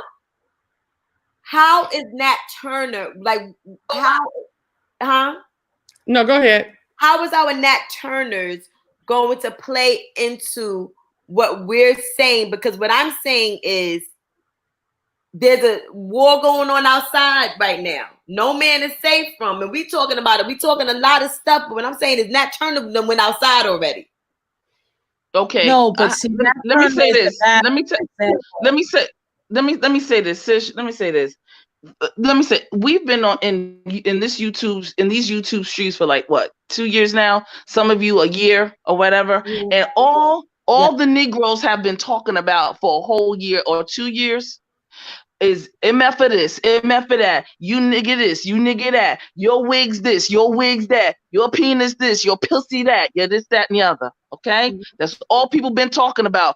But we need time in order to organize and to, like what the brother Amaze is saying, to learn how to talk in code and to create a code so that we can talk in code so that we can move. We gave now away understand. our code. Finally, That's a lie. listen. So finally, I think that this is the time. This thing has happened. This very unfortunate situation has happened, and it brought us to a point like everyone is at a standstill to the degree in which we're like, listen, we can't have this happen. We can't have these people be killing us. This is crazy. So over in a couple of days, my dear sister, we're not going to be able to have all the answers right now. Not for those people who haven't been talking about it. I will say this. Exactly. There have been many of us who have been talking about this, who have been doing this. We live this. We know, and now we need to bring people in the fray. And we don't have a problem with that. But the bottom line is that you know and I know folk ain't been talking about this until this week. So everyone has to get themselves together and get themselves prepared for some major stuff. Because it's not going to be the only thing. And don't fault us because people can't give you what you want when you. It's not no instant oatmeal. This is not no microwavable kind of a answer here. Yeah, well, I wasn't doing that. It is very strategic. Every time all of those people in the sit-ins went out, they were taught, they learned, they did things strategically. They had a whole crew of people ready after the first set or the second set went into jail. They had the people who are ready to get them out with the money. They had the people that were ready to make sure that the legal team that would expunge all of their records so they would never have a record. It happened that. Okay. Right. And you hear what I'm saying? No. Hold on. Do you understand what I'm saying? Right. I am saying. Are you understanding what I'm saying? Because I've never said anything to negate anything that none of y'all said. So my thing you see is that you strong, and we get it. We get what you're saying, what is going on. We get that. I've read history. I'm sure all of us on this thing have read. I'm not talking about reading history. I'm talking about in the last 2 years. I know, but I'm talking about reading history to know how people organized before and how organizations, not just Black, but other ones, how they affected change. That is a part of understanding what you have going on as well. Okay. So we get that. But when you come onto a platform where someone is saying something off from what y'all are doing, I would think that you would come saying, well, yeah, okay, that sounds good, that or not say anything at all if you don't think it sounds good, and then maybe make a hint to whatever you're talking about, but then also allow them to continue what they're saying, because obviously you can't share everything with everyone. So basically saying, well, what you're saying is good, but this is better, that kind of comes off a little weird. A little. No, I never said no. I never said that. I never said that this is good and this is better. I never said. I don't even speak in those terms. Okay. I don't even speak on those terms. What I was saying was about when we talk about the compartmentalizing piece, and I talk about that everybody is going to have a particular part of it. And then when I was just talking about when I think you going back to what you were talking about with Target and things of that nature. And what I was saying was what people missed was an excellent recommendation about what Sish was talking about, the nonprofit and things of that nature. Right. Because okay, so this is how I look at it. Right. And I hope that this analogy helps you understand where I'm at right now. Okay, so we were kind of aware of the fact that the coronavirus was happening in other countries, right? Then it started to crop up in the United States. And then we began to try to start to get organized and proactive, like after the fact. Meanwhile, it is doing its thing. You know what I mean? And that's how I'm looking at it. Right now is when we should have been getting organized before, so that way when the pandemic hit. Yes. Yes. Right. So right now, people are like, so put it like this. Right now, people are getting sick and going to the hospital. That's what I mean by, like, we're doing all of this talking, and I'm not saying that it's not supposed to happen. What I'm saying is, what is the plan of action for those? I've been giving really clear and concise Right, solutions. but I didn't even finish what my statement just now. I'm sorry. What is our plan of action for those who are not trying to organize, who are out there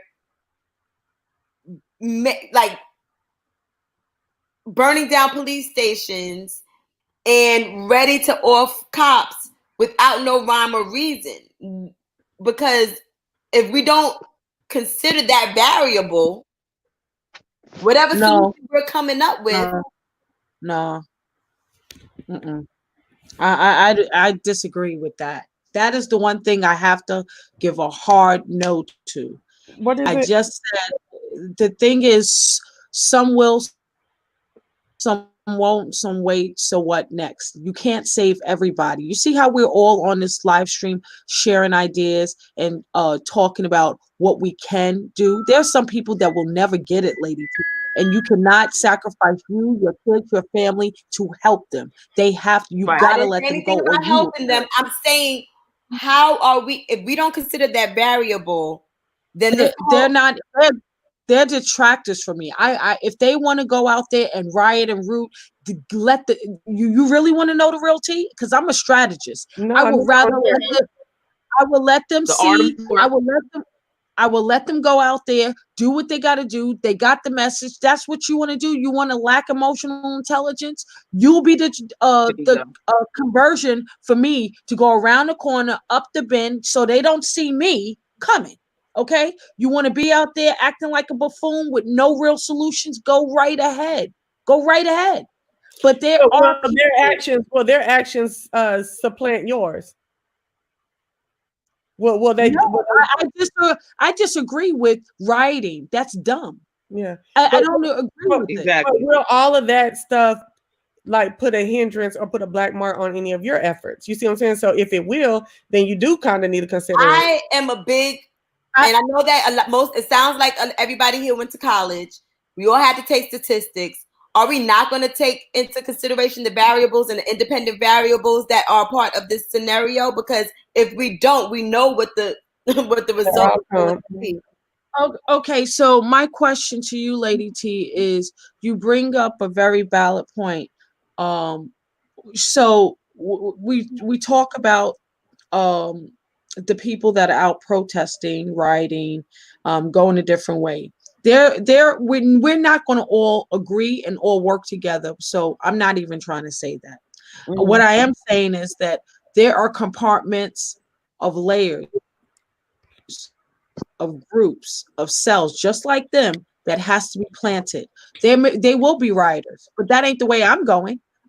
For me, as a strategist, I know that's a distraction for me to do what I need to do to get more people ahead, because those people will perish. They're going to be hosed down. They're going to be shot up. They lack emotional intelligence. That's not how you win. And unfortunately, in war, there will be casualties. I look at those as casualties. It's collateral damage. Collateral damage. Okay, so back to what Sis Trish was talking about earlier. Are you trying about the nonprofits? So are you saying that we need to support already established nonprofits? No. We there's layers to this. Okay. Not everyone can or will be willing to open up a business, whether it's Right. a not-for-profit, whether it's a for-profit, whether it's an S corp, whatever it is. Some people are not built to be leaders. Would you agree? Absolutely. Yes. Okay, so I'm saying those that are not work with our own in their business, but those that have the fortitude, the structure, and even if they didn't have the training, they should be mentored by bigger nonprofits that are already out there doing it to start theirs and build capacity that way. That's There you how go. that's how you build structure in an army. So I believe wholeheartedly. I tell everyone, how many people in your family? How old is your mother? How old is your grandmother? How old is your father? They're too old. Put the business in their name. You got kids? Put the business in their name. I don't care who it is, but every family, every household should have one business in that household. And those that are working 9 to 5s, whatever time or whatever times they're going to work, take 20% of those earnings outside to invest in that business, to convert being a worker to being an owner. There's 4 quantums to build a business. Right. Okay. I So will never ever want to be just a consumer. How there's no sustainability that way. that's right. Now that is right. That is, I am with you on that part for real. Well, most of it I am, but this is the thing. I get what you're saying. So this is what we need to be doing now to be able to change our narrative, right? This is it. Would both of you agree with that? Shish, Trish, and TC. We have to do it all properly. We have to Right, do it all. okay, that's what I'm saying though. Simultaneously. I agree with you from the beginning. Okay, okay. I agree. I Right, agree we with did. you from the beginning, from the absolute beginning. What I'm saying is, and I will reiterate to be 100% clear, your way is not the wrong way, but it's not the only way because it has to It's be the multi same. layers of attack on it. Right. While somebody is going into the Target to talk and negotiate with them, but we need leverage for you to go into that building, or it's a waste of time. I'm telling you, I've been down this road before. Mhm. There's a waste of time for you to go in there with just a petition. You're going to be laughed out of there. They're going to be like, okay, thank you, ma'am. As soon as you get out, they're going to rip that up and put their coffee on top of it. I seen it happen. I worked on both sides of the fence. So I know the loopholes and the systems and how they act and how they treat us when we walk out the door with real social issues. I've seen women begging for help when their kids, 2 sons murdered on the corner. They're like, okay, we're going to give you a block named after your kids. And that was all that was done. I mean, Okay. it's ongoing issues with many solutions. Yours Right. is one way, but at the end of the day, it has to be a united front. While you're going into those big corporate offices and you're putting pressure on the DA, there has to be a legal organization helping support your initiatives. There has to be another nonprofit organization helping the Black men change their mindset because they're in fear right now. Okay, so let me just say this, because now There has to be another when I started nonprofit. this live right here, I started this live to talk about several solutions. Okay, I come up with one and got overtaken, and I'm saying that I get what y'all saying, but I'm trying to let you know. Look at what happened here. So I started this live to talk about solutions about George Floyd. Notice on Sir King's live and my live, I have always tried to turn it back to George Floyd, for a reason, because I want to talk about the whole circumference of what needs to be done, like the whole circle of everything, that the path laid forward about what needs to be done. I start talking about one thing, and then it comes into, then it took over about this other stuff. I am completely aware that what you are saying needs to be done, that forward planning, forward thinking, that financial and getting our place in this market is in the human what is like the human services aspect of our country is something that is definitely in the legal aspect of our family is of our country is something that definitely needs to be done. But what I don't think you understand, that is what I'm trying to get at. I was not trying to just give one thing. I hadn't even got able to finish what I was saying. You see what I'm saying? So we can be strong but we can turn around and be wrong over talking and or jumping in. I've let you talk because I want you to get it out. I want my audience to hear exactly what you're saying. But at the same time, we have to do that for everyone, especially if you think what they're saying, as you say, is something that we need to do too. At no way did I think that this Target shit was the only thing that we were supposed to be doing at all. No, I didn't never even thought that was your only solution. Okay. I wanted to wait. I just want to be clear. I did not negate that. I think it's absolutely, it has to be more than Target. I think we should Target and every other corporation in the Great POC, because that's who the corporate enemy is. Right. However, when we have a bunch of people, and I heard, and I guess I had to interject with, okay, properly, but that has to be more than one solution, because I've hopped on 6 lives today with the same formula and no one talked about the other solutions. So I apologize if you felt like that was the only like I was down in it. It isn't. It's very much needed and it's imperative. But if we don't have a clear understanding of all that's needed and from the ground up, and knowing how multi-layered this problem really is, we're wasting time here. We really are. And Target, Walmart, all those other companies need to be put under the fire. Yeah, absolutely. They need to be on our radar. And the thing about it is, even with the what is it called, Justice for Big Floyd, that is under a legal foundation, and that is a legal entity that is working to gain justice for him. And so I do understand all of that. I'm not putting out nothing on no bullshit whatsoever. I'm definitely trying to research and find out things that are actually tangible. Exactly. Thank you. And properly, I just want to say as well to you and Lady T and to Sish to the chat. I know that you were talking about, you were giving your ideas about not Walmart, Target. And I know that I came in and I was talking, then I revamped it back to the 501c3 and things of that nature. So I apologize, because that I should have waited and for you to finish your statements. And again, this is your platform. And I think that some of us here know that I'm not one of those that tries to be disrespectful. I'm not one of those. I do not like, I'm about class. I'm about order. And I also want to, and I am supposed to be about listening to other folks, even though when we get like this, even though we get like this, we still, sometimes things may happen. So my apologies, definitely. And I'm not saying, and I want to just say for the record, I'm not saying that the petition and all are not any good, or what we're saying is better. I am with Sish in that there's a multiplicity of things that need to be done. I don't like the doom and gloom attitude. That's my only thing. I hear the words scared and fear and things of that nature, and I want to always keep my sisters and brothers on the highest of the vibrational level, because we will always get our questions answered if we ask them, and that's my thing. Right. I don't feel any disrespect. I feel the passion coming from everyone, and everyone wanting to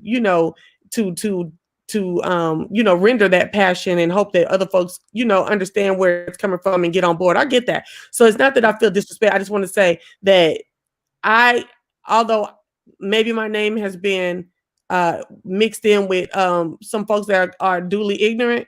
And we all have. Okay. We all have. I don't hold it against you. I would not be on this platform if it was. Trust me.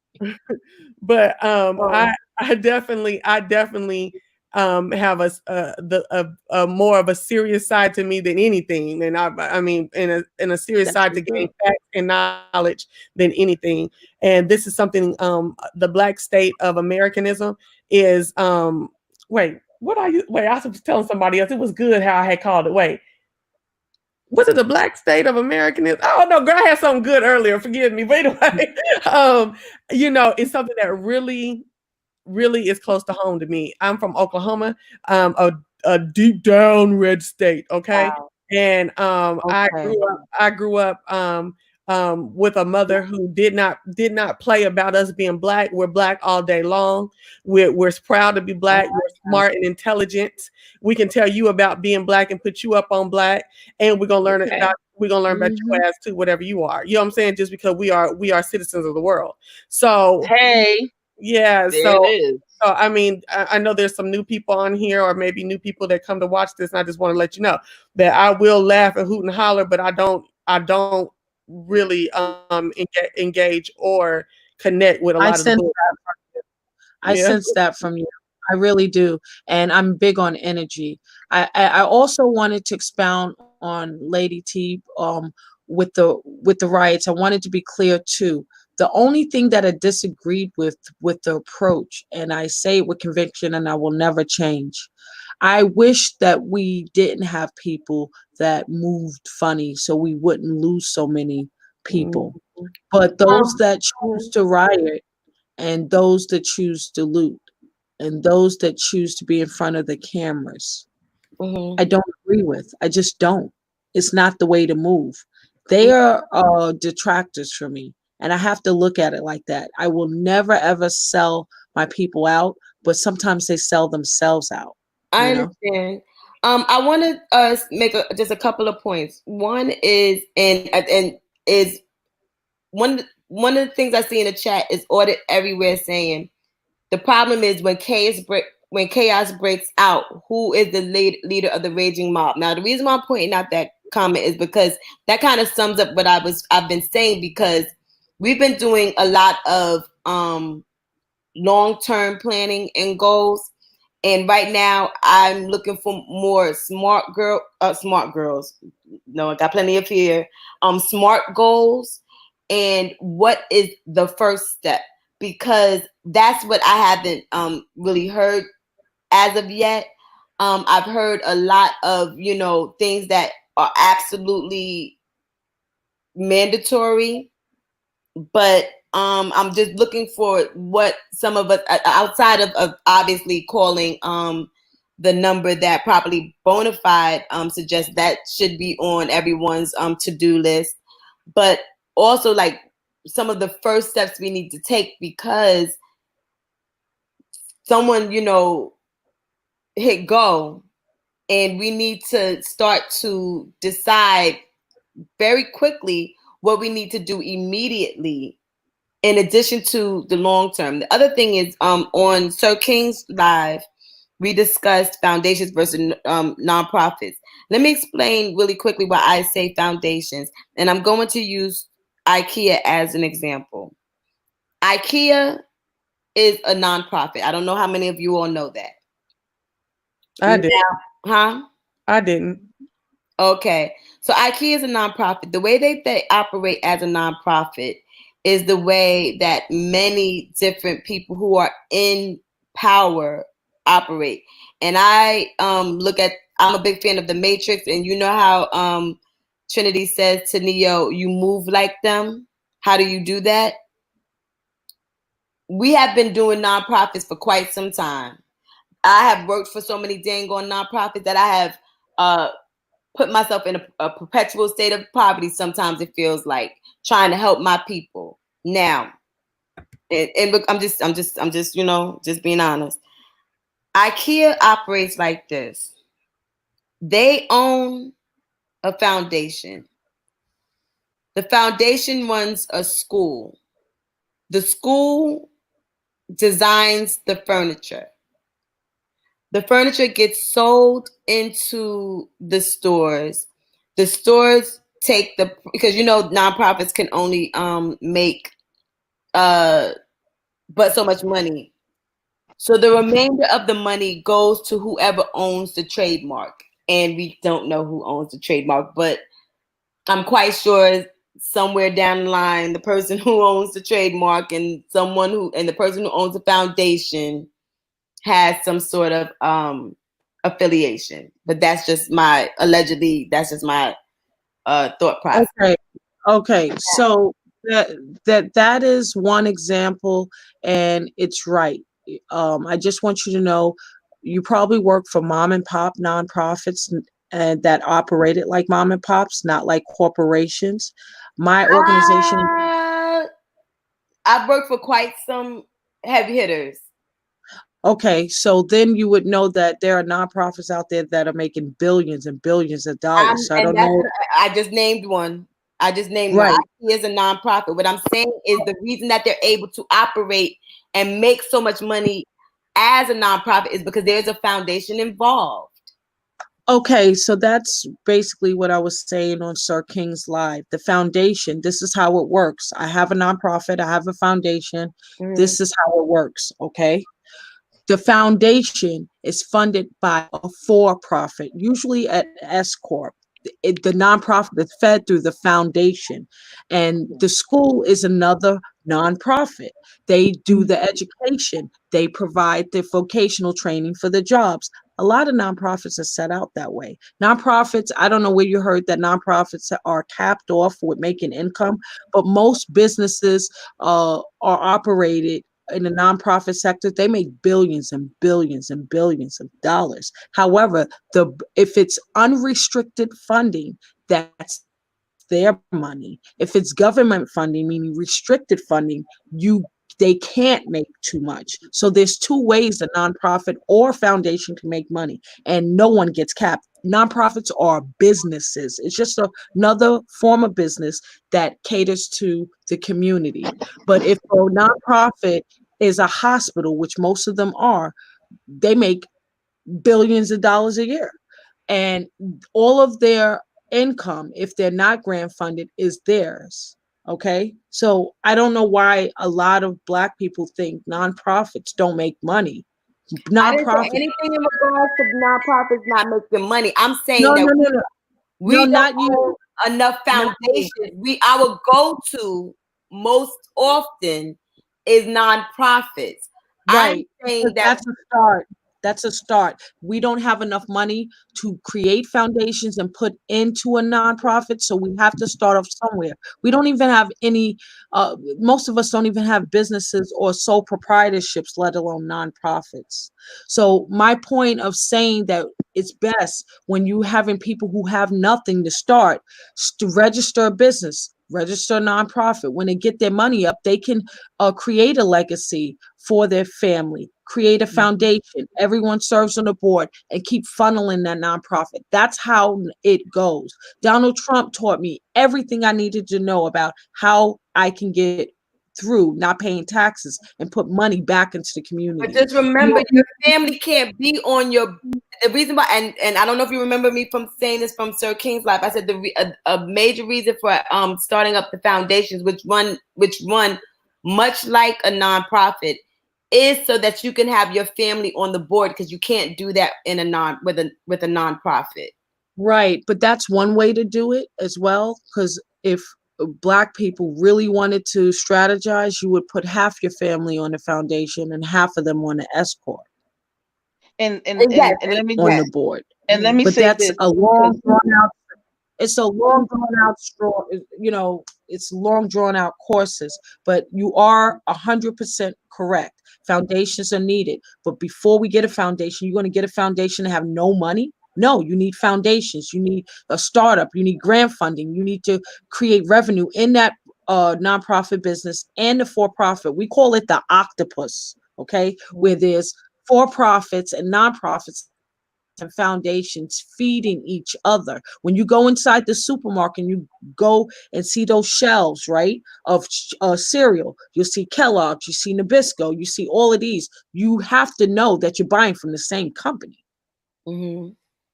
It's all under one umbrella. They all related, and we buy. Look that up. I know, because my sister worked for Procter & Gamble for years, so like about 20 years. So I know exactly what you're talking about.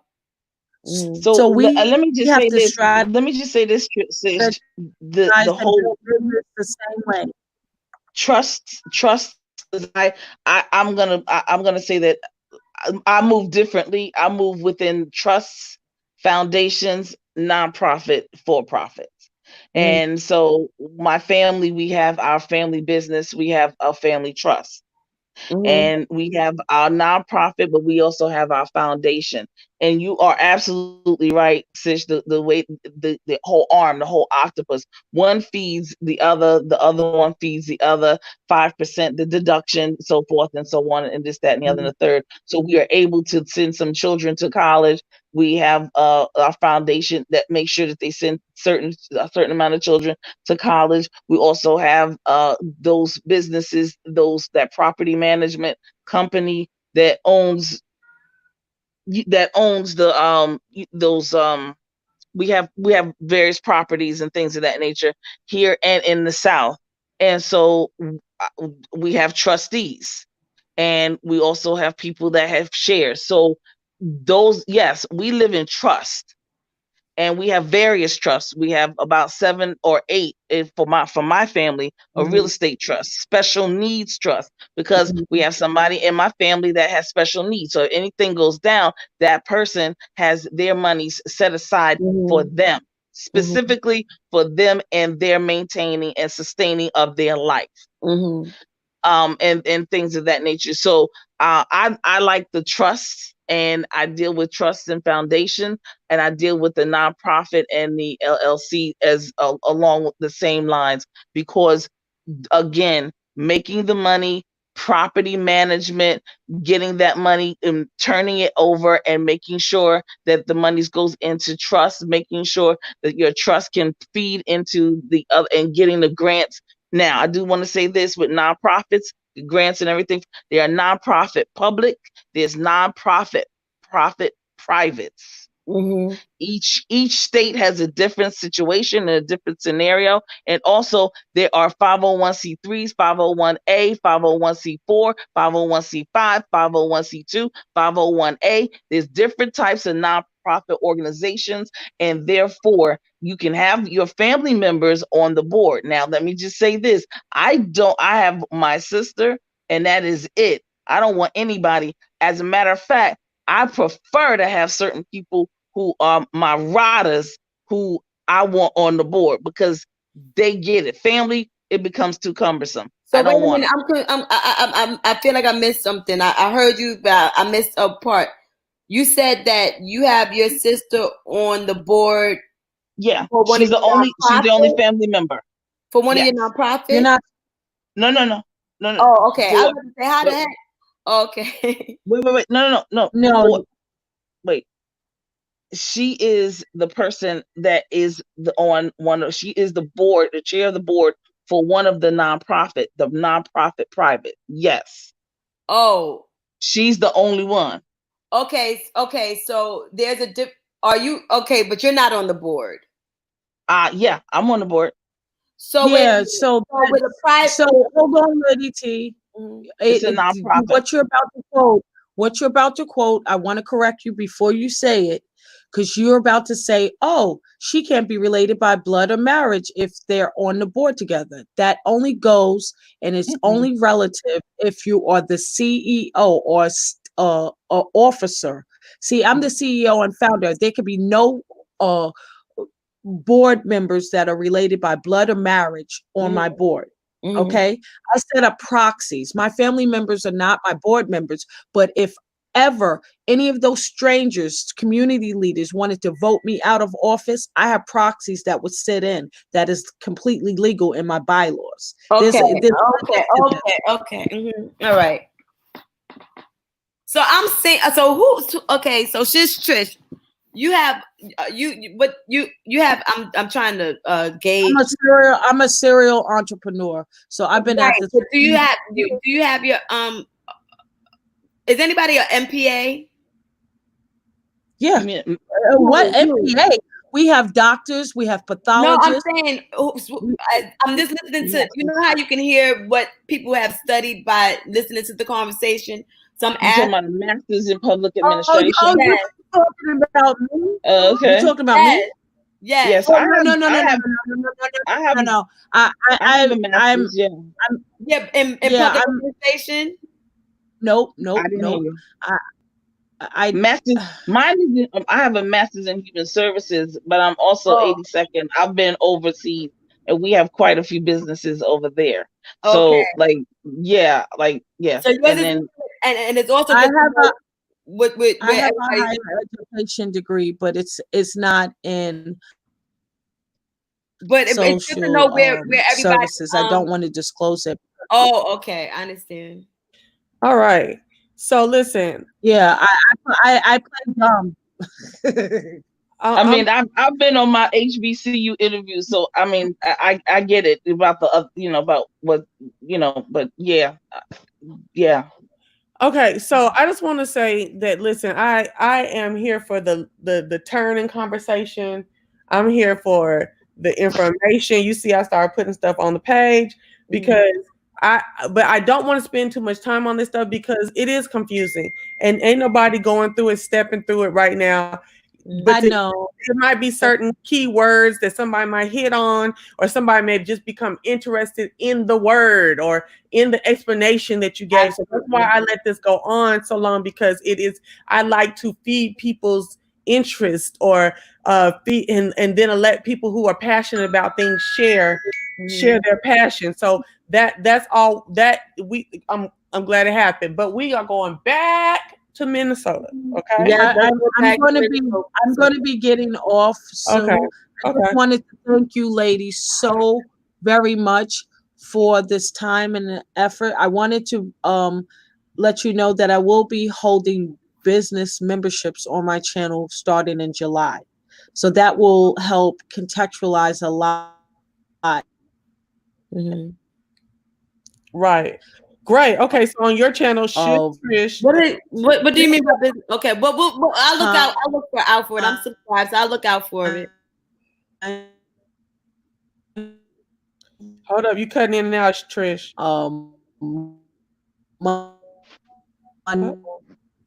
Can anybody hear her? Or is it just me?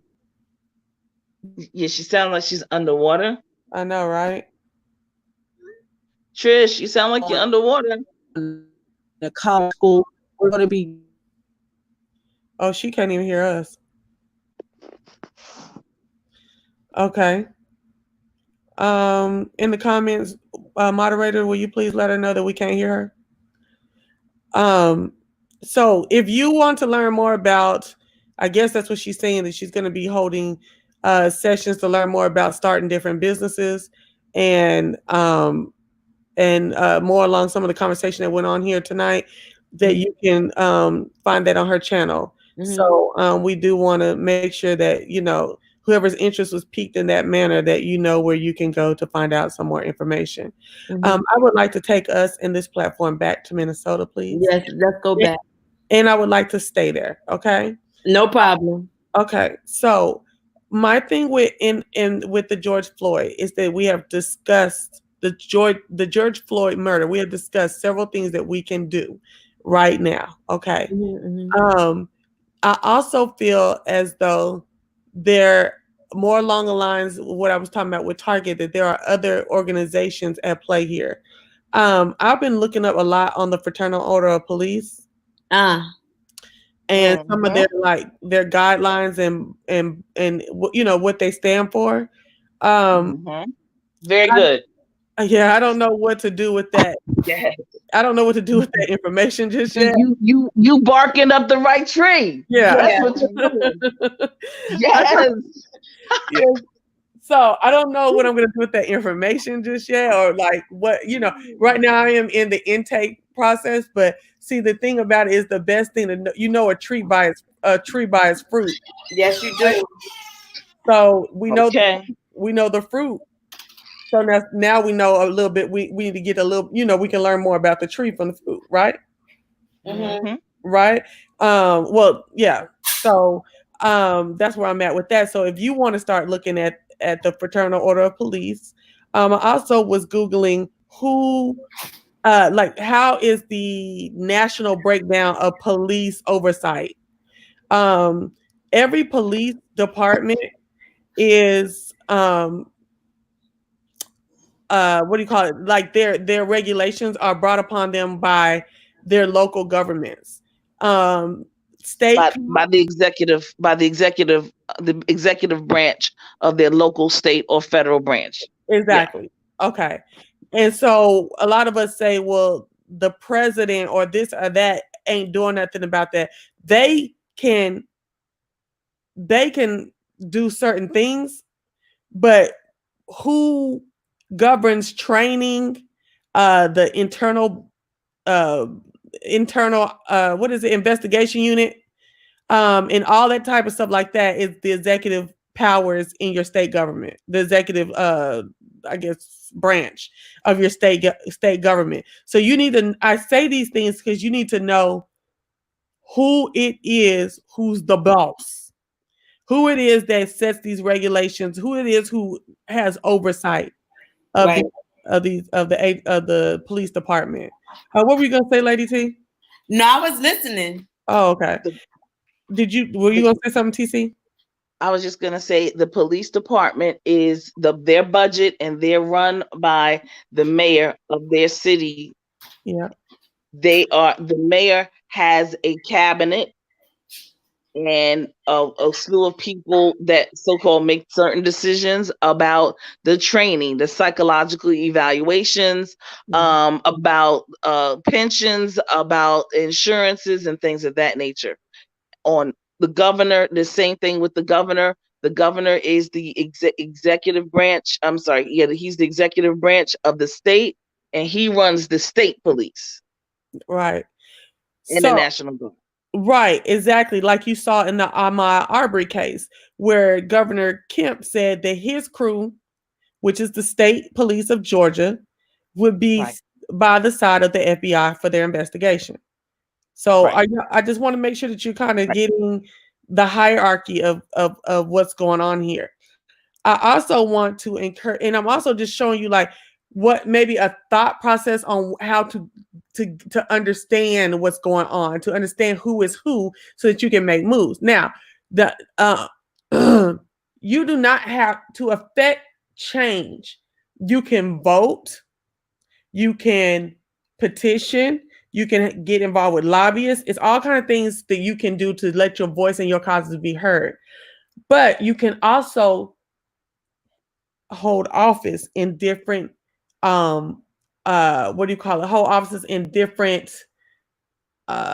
organization, I don't know, I don't gonna say legislative, but in different community organizations. And that does not mean community that is not policy enforcing, like county level and city level and township level organizations. And a lot of those positions can be attained without being elected. Okay. But right. You become appointed, they're commissioned, right. And those are the most important ones right there. Right. The appointments. Oh, there she is. Okay, good. I'm so sorry. She's Trish, that we had technical difficulties, honey. So I'm glad you're still listening. Thank you for coming on tonight or this morning, child. Yes. So one way that I have found is I have attended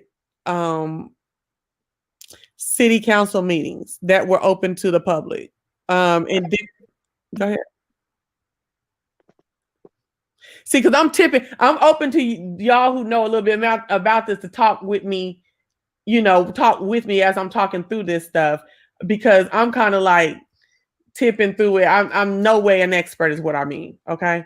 So the way I saw that I'm starting to learn who is what and how is by going to open city meetings. And you need to get on your city's city and county.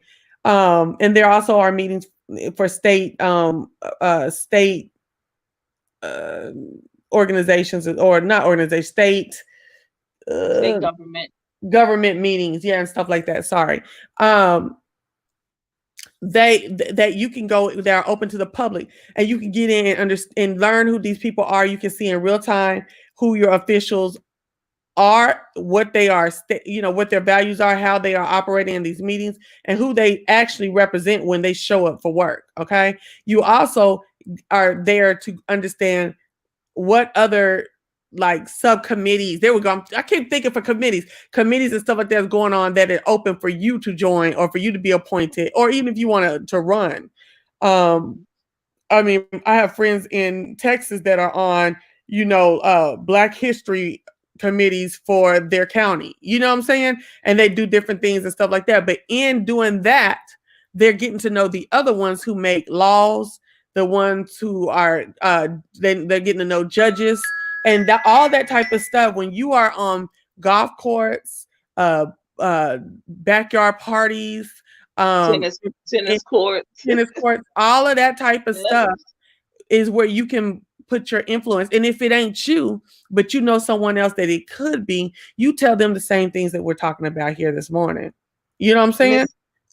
Miss Properly Bonafide, the meetings that you're attending, it's excellent to attend those meetings so that you can also see that your council person who is supposed to be representing you is also attending those meetings, right? Because their vote, sometimes they go into a quorum. So what happens is that their vote is necessary. And if they're voting on a particular topic of making sure that they put a certain amount of money that goes towards community and economic development, and that the schools can stay open, parks and recreation and programs, and that money, and they need that particular city, your council person to be there to pass that particular bill, and they don't show up for some odd reason, that's when you know, oh, you gotta go.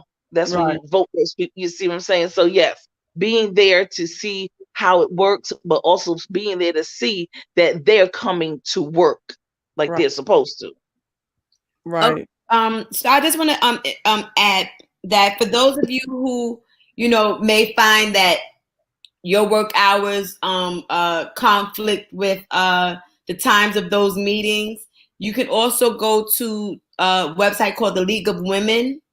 There's a search engine where you can put your zip code in, and it'll pull up the councilmen and everyone in your zip code, or like your legislative leaders and things like that. It's called the League of Women, and I'm quite active with my councilmen.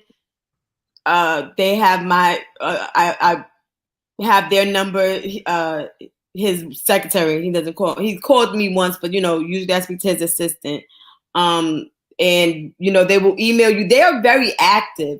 And when you go onto the website that I just told you about, not only will you find out their names, they have their telephone numbers and email addresses there. So it's a very useful website. And it's called the leagueofwomen.com. Yeah, or is it .org? Let me look it up. Hold on. There's like a League of Women Voters, a League of Women, all of those those organizations do some awesome stuff, really. I think it's League of Women Voters. Hold on. Oh, okay, I got that up. Okay. That's cool. Yeah. Definitely get involved in your account.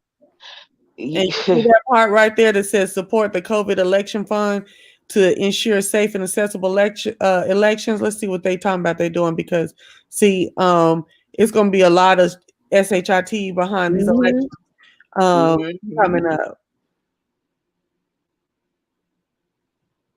Yeah, that's another 52 fake me out. Yeah. So another thing. Okay. So now, so now let's talk about in your most intimate circles. Okay.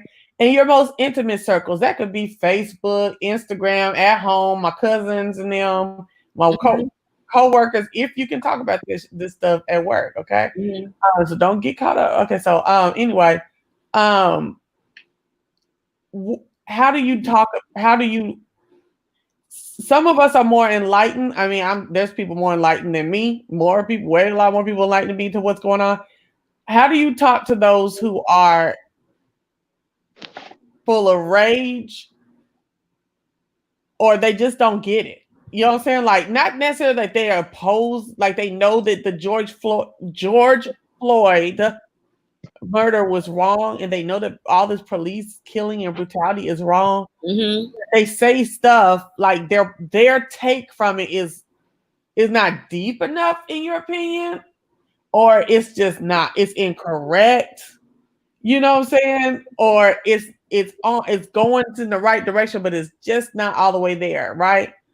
It is our responsibility, to be patient but persistent in the cause. You Mm-hmm. know, it's our responsibility to be patient but persistent in talking to others about what's going on. Mm-hmm. I'm seeing a lot. Uh-oh. We lost our host. Oh, okay. No, I'm sure she'll be back. Please stick around, everybody.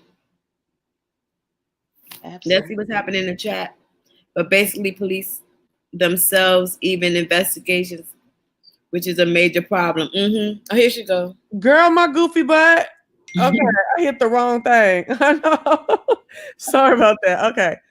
A lot of people are like posting stuff, talking about what King said and Malcolm X, and baby, I just had to get on somebody about Marcus Garvey today. Don't play with me about Marcus Garvey, okay? Mm-hmm. Um, they it's just that immediate response or that immediate thought to whatever that meant that is not, it's not the crux of what was meant or the Mm-hmm. crux of what's really going on.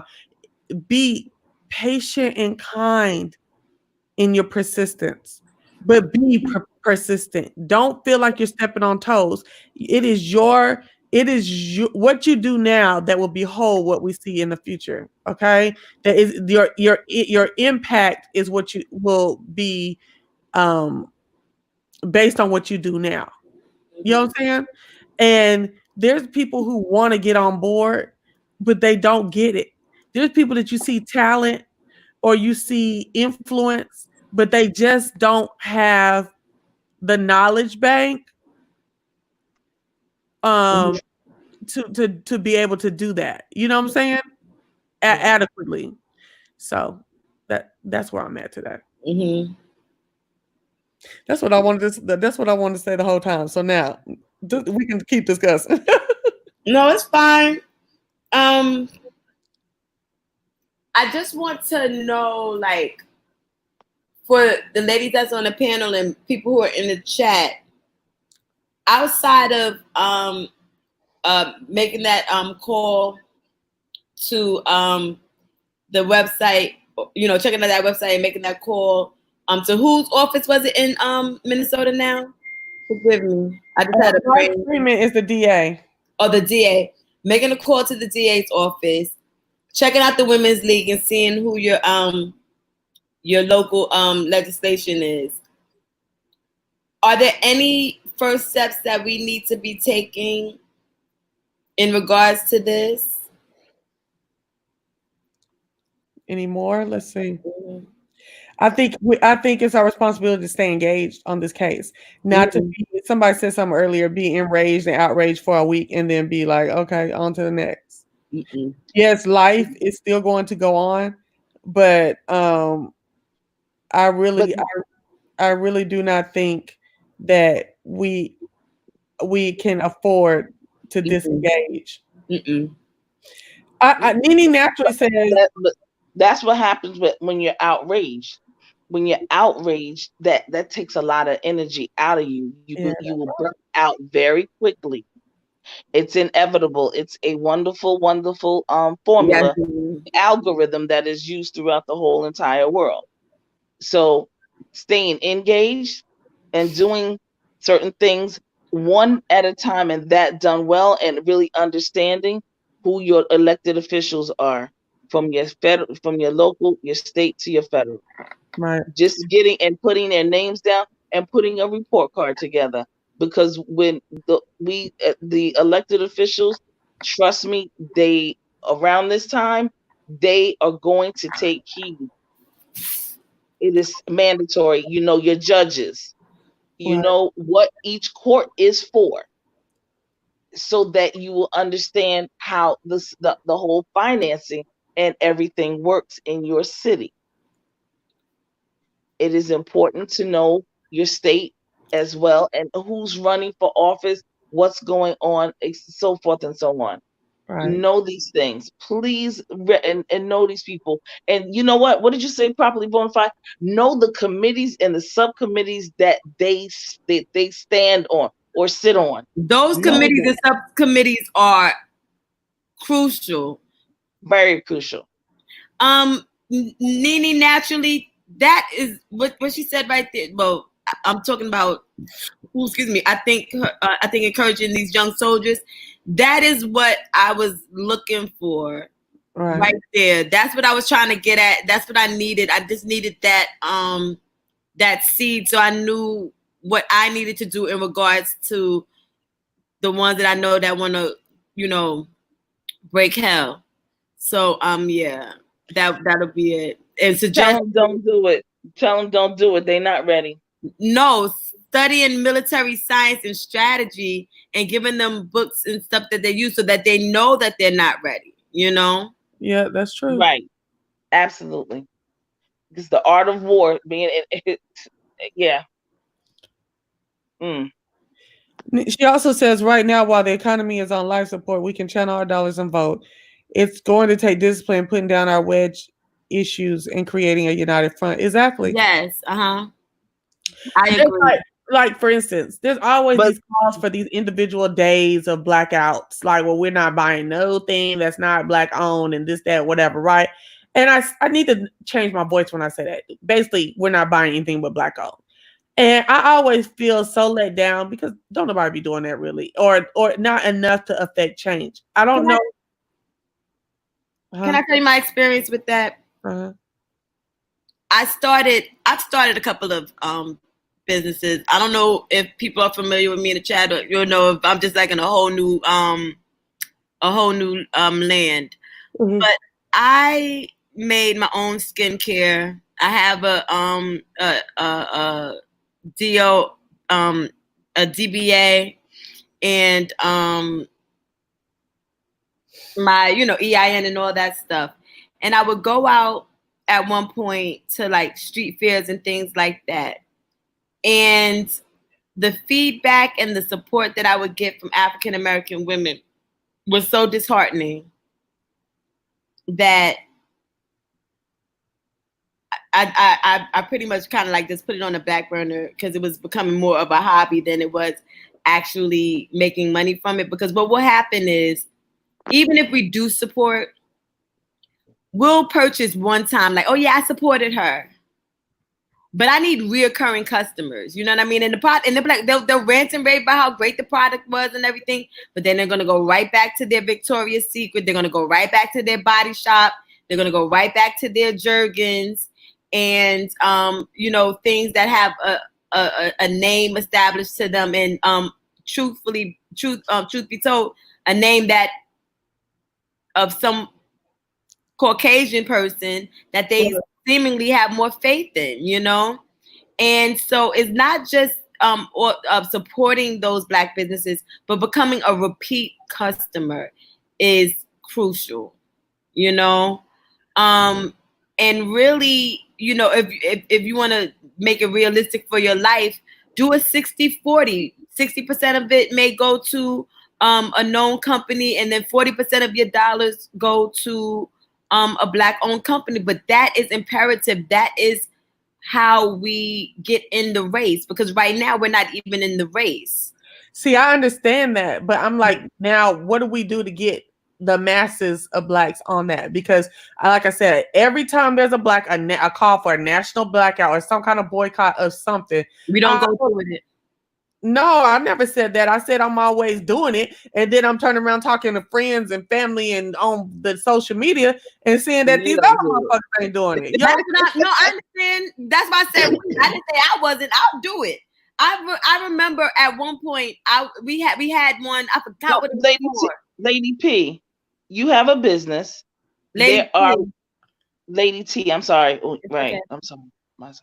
There are other women who have businesses. Now, let me just say this, that there are people in and around your midst that do help other people to help you to try to secure your bag so that you can have various streams of income. And I'm saying that to say that there are ways to get various customers. There are ways to get various different types of customers and how to get them to be able to buy from you either in bulk or whatever the case may be.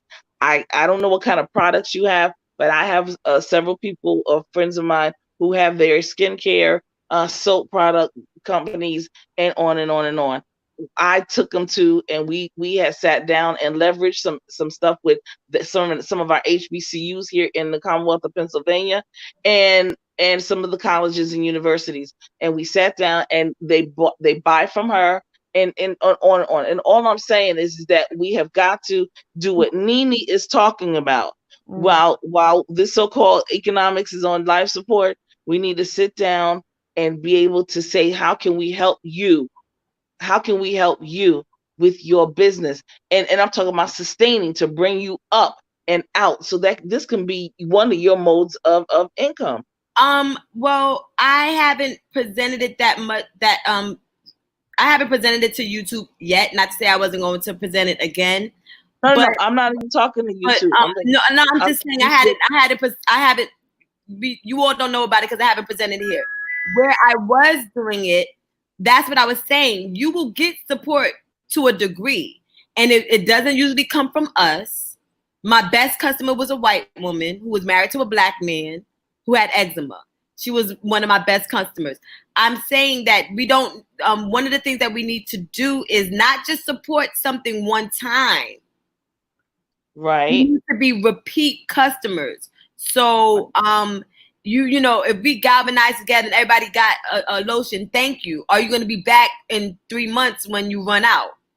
You know what I mean? And so what I do is, listen, I have my sister who's here. She's selling lotions and soaps and souffles. So what I need for her to do, I need to bring her to my HBCU folks that I know. And then I need for them to be able to buy up her products and things of that nature so that they can sell it to the young people that are on the campus, because the young people like these things because they want these things that my friend has, because it speaks to their culturalness and their cultural thing and stuff of that nature. And so now every month there's something, there's a major bag going on here. Okay. And so we have to come up with creative ways of knowing how to leverage with and talk to each other, communicate with each other, so we can leverage that kind of bag that we're looking for. If you want at least a $10,000 bag, then then this is what we're going to do. And that's something I want to do, definitely.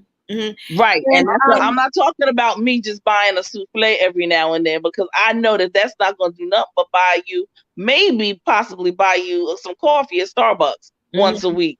You know what I'm saying? So I'm with you. Got you.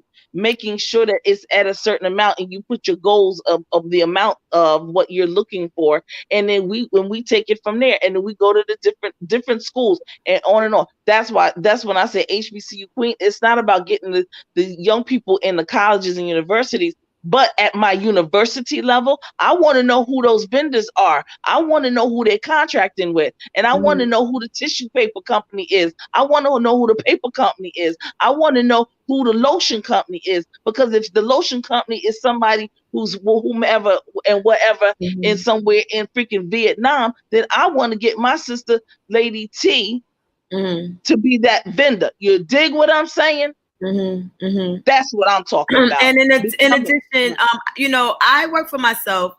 Some of you guys, I don't know, like I see a lot of new names over here. I know your name from around or whatever, but a good majority of people in the so-called beef sector know that I do the graphic design. There's Lady Tia, t-shirts and designs. She does the same thing I do, which makes this bananas. But you know, a lot of people know that I do the graphic designs and different, you know, a lot of the content creators, banners and intros and stuff like that. So I between that and I know this is going to freak property bona fide out, and my tarot card readings, I you know, that's how I'm able to kind of like sustain myself and kind of like work from home. Huh? That's what's up. That's what I'm talking about. All right. So, wait a minute. Have you been over here before, Lady T? Yes, I have. I told you. Okay.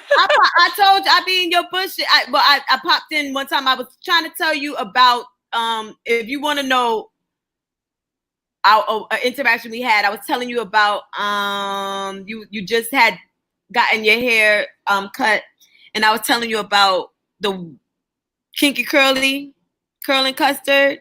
Okay, I think and you were telling me no, because that stuff made your hair. I want to think. Yeah. So a lot of times I'll be in your bushes and stuff, but yeah, I watch you. I'm subscribed. I've been subscribed for a while. You didn't? I just thought it was funny when you said it's gonna freak her out. I was like, well, what? Because I was over there looking up that stuff, and you said I do the tarot cards. Say, oh, she's been over here. Then she know. And so, yeah. So, that's and then, huh?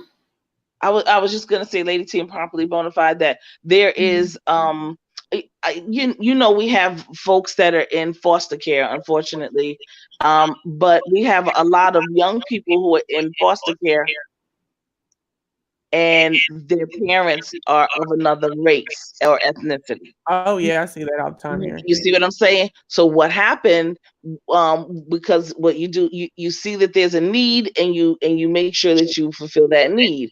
So there was a group of us sisters and some from various sisterhoods. We came together and we created a conference so that we had various vendors. We had independent vendors and we had the regular vendors, like Mixed Chicks and all those other, all of those to basically come in and advertise their product to these parents, these foster parents. It was and then we had the independent folks and we had some of the barbers as well as some of the skin folks, and we had some of the people who were like people who did hair to teach these foster parents how to care for their children of another culture, how to take care of their skin, how to take care of their hair. There's certain things you do and certain things you don't do. And it went viral. It went to different places, so forth and so on. At the same time, the independent vendors were able to make sure they had a steady customer constantly, and they had a steady customer in so many different places because of these conferences and the networking that went on. So I just wanted to say that. Shush, Trish, hold on.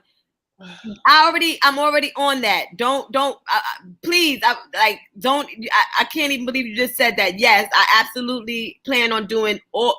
First off, I didn't think of the putting the people on skincare regimens with automatic reorder.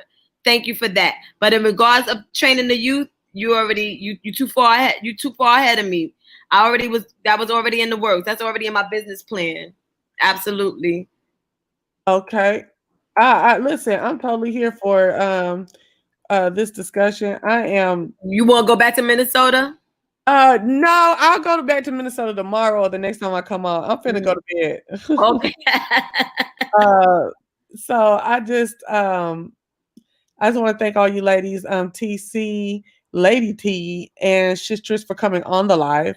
Thank you very much for coming on and sharing your viewpoints. Also to Micah Baby, who came on earlier. And then thank you to my chat. Everybody came in the chat to listen and to talk and to add your add your comments and your ideas and stuff like that. I really appreciate it. I would appreciate it also if you come back and do it again another time. So this was lovely. Thank you so much. Definitely. I'm so excited and I'm much appreciative that these are the conversations that are going on. Right. Yes. And we'll keep the conversations going. I'll drop down in your chat more often so you can actually see that I'm here instead of lurking in your bushes like a crazy person. No, I got it. Thank you so much. I hope you No do. problem. Okay. Remember, remember my saying that they may not buy in, but they will look on. I hope to continue this discussion as things unravel in Minnesota. So look out, hit the notification bell and look out for more conversations. So good night, good morning, good night, everyone, and have a blessed day tomorrow. All right. Have a good night. Thank you for having me. Take care. Good night. Later, TC.